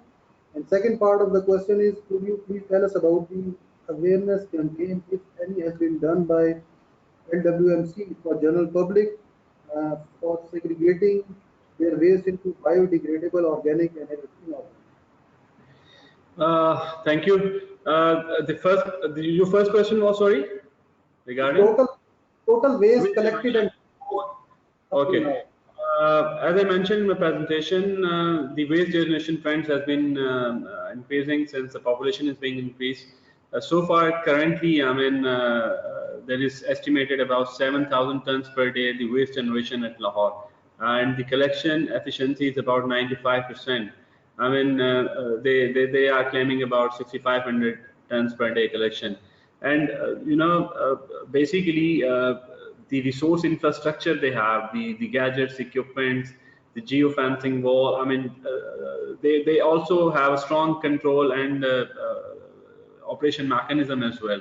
They can see the truck is going on from one part of the collection center to the transfer station, and it is properly being weighed at this point of time to the landfilling or the dumping site. So it's being properly monitored, and the institutional capacity has also been increased. The second part is regarding the awareness, what has been done. I think it's been done on a very little part, but if you see the Pakistan scenario, you already know that the biggest city is Karachi, and unfortunately, I have to say that the collection and the transportation is not as of highest quality if you compare with the Lahore. So in my opinion, I mean, there are few things which have been done by outsourcing, and now the things have been transformed in terms of sustainability, financial sustainability of the companies, and as well as their awareness campaigns.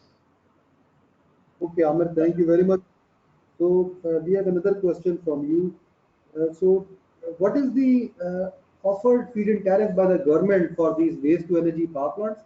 And the second part is that the waste pickers or the scavengers, have they been formally engaged in the LWMC project? Your first part of the question is the validity of the upfront tariff. Yes, the validity, the upfront tariff for waste to energy municipal solid waste power projects determined by NAPRA was for 1 year.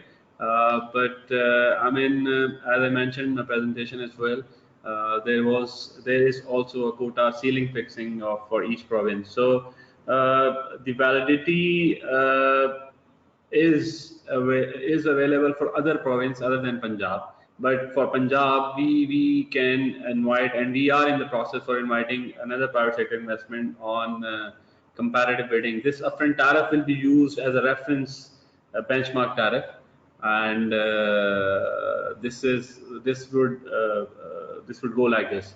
And the second part of the question is regarding the scavenging. Yes, I mean, this is a difficult proposition. And third, in this part of the world, as you heard about from the other presenters from Nepal, from India, this I mean, you need to have a very strong enforcement. I mean, the regulations should be strictly followed, and obviously the implementers. But I've seen some of the representatives from the LWMC, they claiming that there are some positives and there are some negatives. I mean, by taking these scavengers into the regime of LWMC as a diffractional part would be important.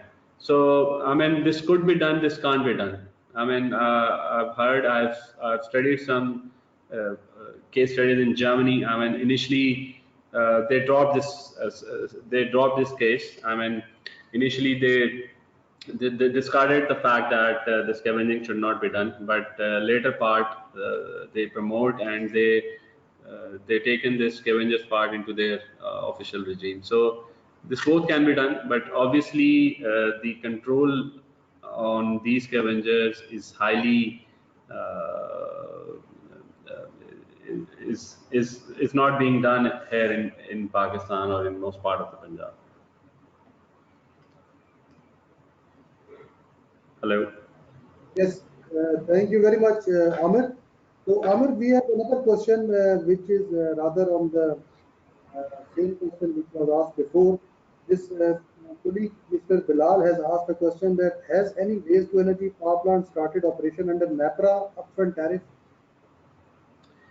Yes, I already mentioned that the one company in Punjab in Pakistan, they already accepted that tariff.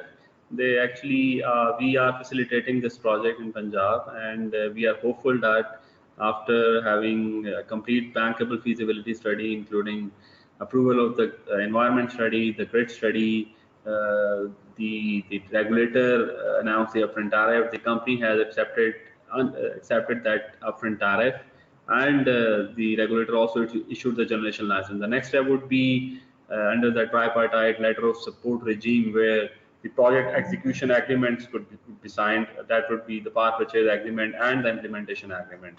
So this is only the very first project who have been taken this upfront tariff. No other project in Pakistan has availed this upfront tariff announced by NAPRA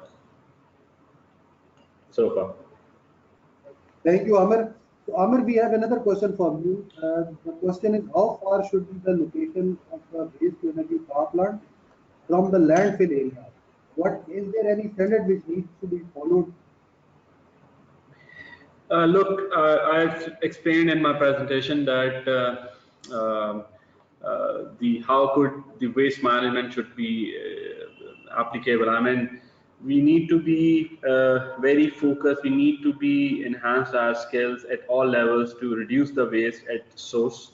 I mean, if we can do that, the reduction of the waste and segregation, and accordingly the collection and till its treatment. I mean, either you use for the compost or anaerobic digestion, or any recycling or material recovery facility. So ideally, it should be before the landfill site. I mean, you can, because material recovery facility can also have the waste to energy power plant, and also obviously most of the countries also have on the landfill side, on the dumping side. Like in Turkey, I mean, they have a large landfill sites, and on that landfill site they are not recovering the methane gas after the leachate treatment, but they are also have a new generated waste at their door of the dumping site, and they could have they obviously have the waste energy power plant. We are also planning, because a lot of waste is already being dumped, and we do not have any other option left other than the rehabilitation, but that is only the very minute part. So we need to have a waste to energy plant at the landfill site. But now we are planning in Punjab that before going dumping into the landfill, after having some proper segregation, sorting, and recycling, the RDF portion should be for available waste to energy for the material recovery facility, and that is near at Multan Road at Sundar. Thank you very much, Bhatt, for your very detailed answers, and thank you very much for joining us during this webinar. So we move on to our. Thank you very much. Thank you, Asan. Thank you very much. Thank you all the team. So we move on to Mr. Rahul for his question answers. Do we have him? Yes, I'm here. This is Rahul. Rahul, thank you very much. So my name is Asan, as already I have introduced myself. So we have 3 questions for you. The first question is that a bankable feasibility is normally required for a community or region in an urban city.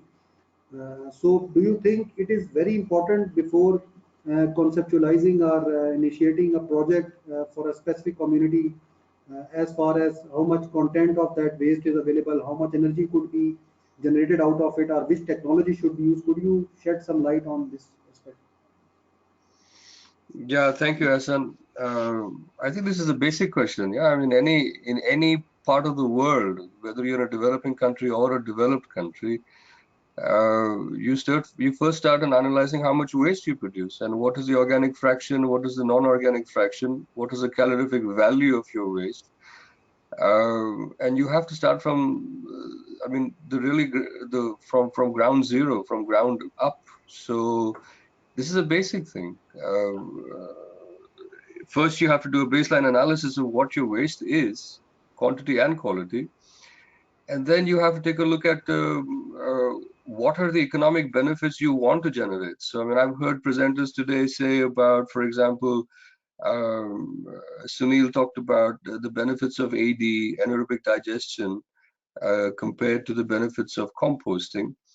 Dr. Rao spoke about, high rate AD, so you can enhance the rate of anaerobic digestion. The point required is when you do a baseline analysis, you have to also do an economic analysis of feasibility in terms of finding out what economic value and what ecological value you can derive from your waste. So your priorities are fixed according to your local circumstances. For example, Bhutan has a 100% renewable energy. They can use the biogas for cooking, and also maybe for household heating in some perspectives, but it's maybe not so efficient for household heating. So maybe they can use anaerobic digestion to produce biogas. But maybe the priority for a particular, maybe a small town, let's say in Bhutan, is not biogas. They want to perhaps retop the soil with organic compost. So it depends on the local priorities, and local priorities are based by doing a feasibility analysis, a baseline analysis. And of course, when you do the economic analysis, you have to find out what is the cost you're putting into your waste now. How much money do you put in to collect your waste, to transport it, to dump it? And then after you have dumped it, you also have to calculate how much you're losing. On average now, you lose about $40 per ton of waste that you've dumped. And I mean, not per ton, let's say per 2 tons. I'm talking from a purely carbon emissions point of view. If you assume that for every 2 tons you're losing 1 ton of carbon, you've already lost $40 right there by doing nothing. You've just lost the money by dumping it. So you have to take into account all of those economic variables of accounting. But I also say I sense in the question that there's also an implication of cost associated with technological applications. So, for example, if you assume that aerobic composting costs, let's say, $20,000 to set up a decentralized center in a city, that's a very high cost for a city. So, where will the money come from? I think that the question is, when you start to do the economic analysis of how much money you're already putting into wasteful practices of open dumping, collection, inefficient collection and dumping, first you find out how much money you're sinking. Automatically the equations start to improve. I'll give you a very quick example. The last two projects we implemented, the last two IRRCs we implemented before the project was closed down by the UN, were in Indonesia. It was a small city called Jambi, and Jambi has just finalized now their IRRC plant, and it is exclusively for anaerobic digestion. They divert 2 tons of organic waste per day, and they convert it completely into biogas. They're not so much interested in anything else. They make biogas. They use the biogas to generate electricity, and they're providing electricity free. So they're not getting any revenue from that electricity. But they calculated that just the cost of transporting 2 tons of waste every day, taking it 60 kilometers outside the city and dumping it, just that cost itself, and the cost of having a dump yard, that means the cost of land itself, they calculated that by that the 2-ton IRRC is saving them almost up to 60% of that total cost. So you're not getting any revenue out of it, but still you saved some money. You saved money from sinking. So economic analysis involves all variables. I mean, that's the long-winded answer to your question. Thank you very much, Rahul. So, Rahul, another question. We have talked a lot about the organic and inorganic waste, and could you shed some light on is there any technique available, feasible technique for management and treatment of the electronic waste, which is a very significant portion of the waste? Yeah, this is this is like the big elephant in the room that nobody knows what to do with. This is a big problem, and I'll tell you, this problem is now a problem everywhere. In Bhutan, just yesterday, I spoke to the mayor of Bhutan, of Thimphu city, and he's here today now in Seoul with us. He said that number of cell phones has increased 5 times in 5 years in Thimphu city alone. Can you hear me? We can hear you. Go ahead. Yeah. So, and now where do you, if your old phone has to be thrown, where do you throw it? You don't ship it back to China or to wherever it came from. You have to, normally you throw it locally, or you ship it to a recycler in India.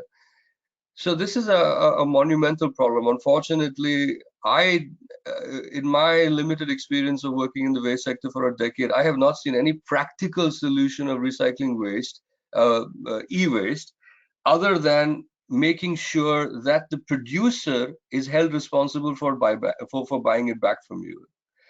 So this is a policy perspective now. In a small developing country, let's say like Bhutan, or a small city, let's say like maybe a secondary city in India, how does it deal with this e-waste? I think you have to force your companies that are selling it to have buyback schemes. So there has to be a very strong policy environment, a very strong regulatory support for that policy, for that specific policy, and compliance. I'll just go one step further, and you've talked about e-waste. An equally problematic, or maybe even more problematic issue is single-use plastics. Anywhere in the world you go now, just go to any dump yard. Just go to the dump yard outside your city, wherever you're sitting right now, and you see what's the maximum amount of waste inside of it, in that dump. It's single-use plastic. So what do you do with it? No country in the world, whether you talk about Sweden or Norway or Denmark, any country in the world has a solution, a practical solution for dealing with single-use plastics. So I think that you have to have a policy environment and a regulatory environment to back up that policy environment to prevent this inflow. You have to turn off the tap, prevent the inflow of let's say plastics.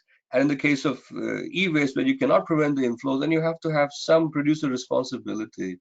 In the long run, that's the solution. In the short term, I think it's important to promote recycling industries. In the short term, in the long term, they will not be effective because you're pumping in money. You're effectively subsidizing an industry that's allowing you to produce more e-waste. So again, that's the long-winded answer. Yeah, thank you very much, Rahul, for a very detailed answer. Like we said, there's a sustainable solution right now for this e-waste, which is a big problem. So coming up to another thing, another participant has asked a question regarding this capex and opex cost of different technologies in your IRRC model. Okay, you want me to turn on my screen, you mean? Yes, yes, I wanted you, because we had earlier asked you to Just finish your item, so you could check on that. I have to now look at it. I have so many web pages open. Okay, it's opening now.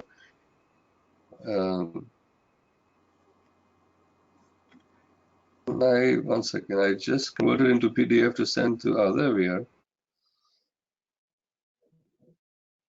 Okay, now it's opening up.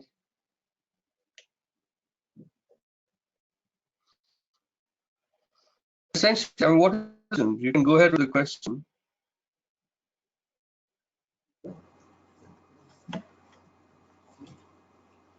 Aston, you can go ahead with the question. Can you hear me? Okay. Rahul, the question was, since you had shared that slide earlier and you had mentioned different. I'm opening it now, but you can go ahead with the question. Here is the slide. The question was basically that the participant was interested in knowing these comparison of different cost related to capital and operational cost of different technologies. Since you were not given enough time to explain this slide in detail, okay. so maybe we could take 2-3 minutes more to explain. Now see, these costs are averaged out. I would say all of these costs have been averaged out in 6 different countries. So Pakistan, we have an IRRC in Islamabad, in the Jammu and Kashmir Housing Society. Then you have in Bangladesh, in Sri Lanka we have 3, in Vietnam we have 2, Cambodia we have 1, and Indonesia we have 2. So in 6 countries, we, over 10 years, we averaged out the costs, and then we multiplied the costs by almost 1.3 times. So these are very high costs for what can actually be done. I'll quickly run you through down to the costs. Now, these costs have been estimated from the perspective of the UN system. So the UN has a component of capacity building. The UN has a component of supporting the city to have awareness programs for 3R. And then there is a cost associated with permits and surveys, to do baseline surveys. Baseline survey has to be done very, very robustly, very accurately. It also should also involve economic analysis. So that's why the cost of a survey can be high. So these costs that you see on the screen, can you hear me? Yes, can you hear me? Okay. Yeah. So the cost of establishing the IRC is the highest cost, which is approximately, let's say, $20,000 per ton. This is a high-end estimate. It can be less than this. The plant, for example, in Jambi that we made for 2 tons cost us less than about $29,000. So that's less than $19,000 per ton. So it can be less than $20,000. Then the capex we have taken as an average of 10% of OPEX. That means whatever is your upfront capital cost, your OPEX cost, is 10% of your capex. That means your investment cost. Every year you're going to spend about 10% in operations of the plant. Now the cost of permits can be even 0. Because if the local government has to take permits for a plant that is in its own property, it's its own ownership, then they're going to get permits for free from their own government, right? They are the government issuing the permits essentially to themselves. So this permits cost can be less, but baseline survey costs, you have to involve consultants or a technical company or a university to do the baseline survey. So that has a cost. And then the other costs are basically training programs. You train officers. You train them on what an IRRC is, why it should segregate waste, why it should operate at a particular efficiency of, let's say, 85% to be economically feasible. So that's the total amount. Those are the total costs. If there's any specific question to any particular figure, I can tell you. Thank you very much. No, absolutely. You have very nicely explained all these costs. And the participant, one of the participants asked to explain that slide in detail, and you have already done so. So maybe we can ask all our experts and you also to share our slides with us, and then we can share these presentations on our website later on. Thank you very much, Rahul. Over to Mr. Bhaskar. Thank you very much, Asim. Thank you so much, sir, for your for answering our queries, sir. So yes, So now we are coming to the end of the session, and to conclude, we have heard from the expert on waste to energy. It is such an informative session We have listened to Mr. Rahul Tipu Baswani, Mr. Amir Sajid Bhatt, Dr. Gangani Rao, and Mr. Sunil Prasad Lohani. Some of the recommendations that we came upon are: number one, segregation of municipal solid waste at source is the key to its sustainable solution. Awareness of user for waste segregation may be done through electronic, print, and social media. Third, evaluation of waste content and potential is very essential before realizing the project. And fourth, federal government, provisional, and local governments should collaborate academia and industries to advance achieving tangible results. With this, I would like to conclude our webinar. Thank you everyone for attending today's session of the webinar. We have listened to an excellent presentation delivered by the experts on waste to energy. The recording of this webinar will be available on SAARC Energy Center's YouTube channel shortly. We would love to hear from you for any suggestions and comments for further improvement, plus any suggested topic of your interest on which you want us to arrange future webinars. We would gladly do that. With me signing out, thank you once again joining us today and looking forward to see you in next webinar.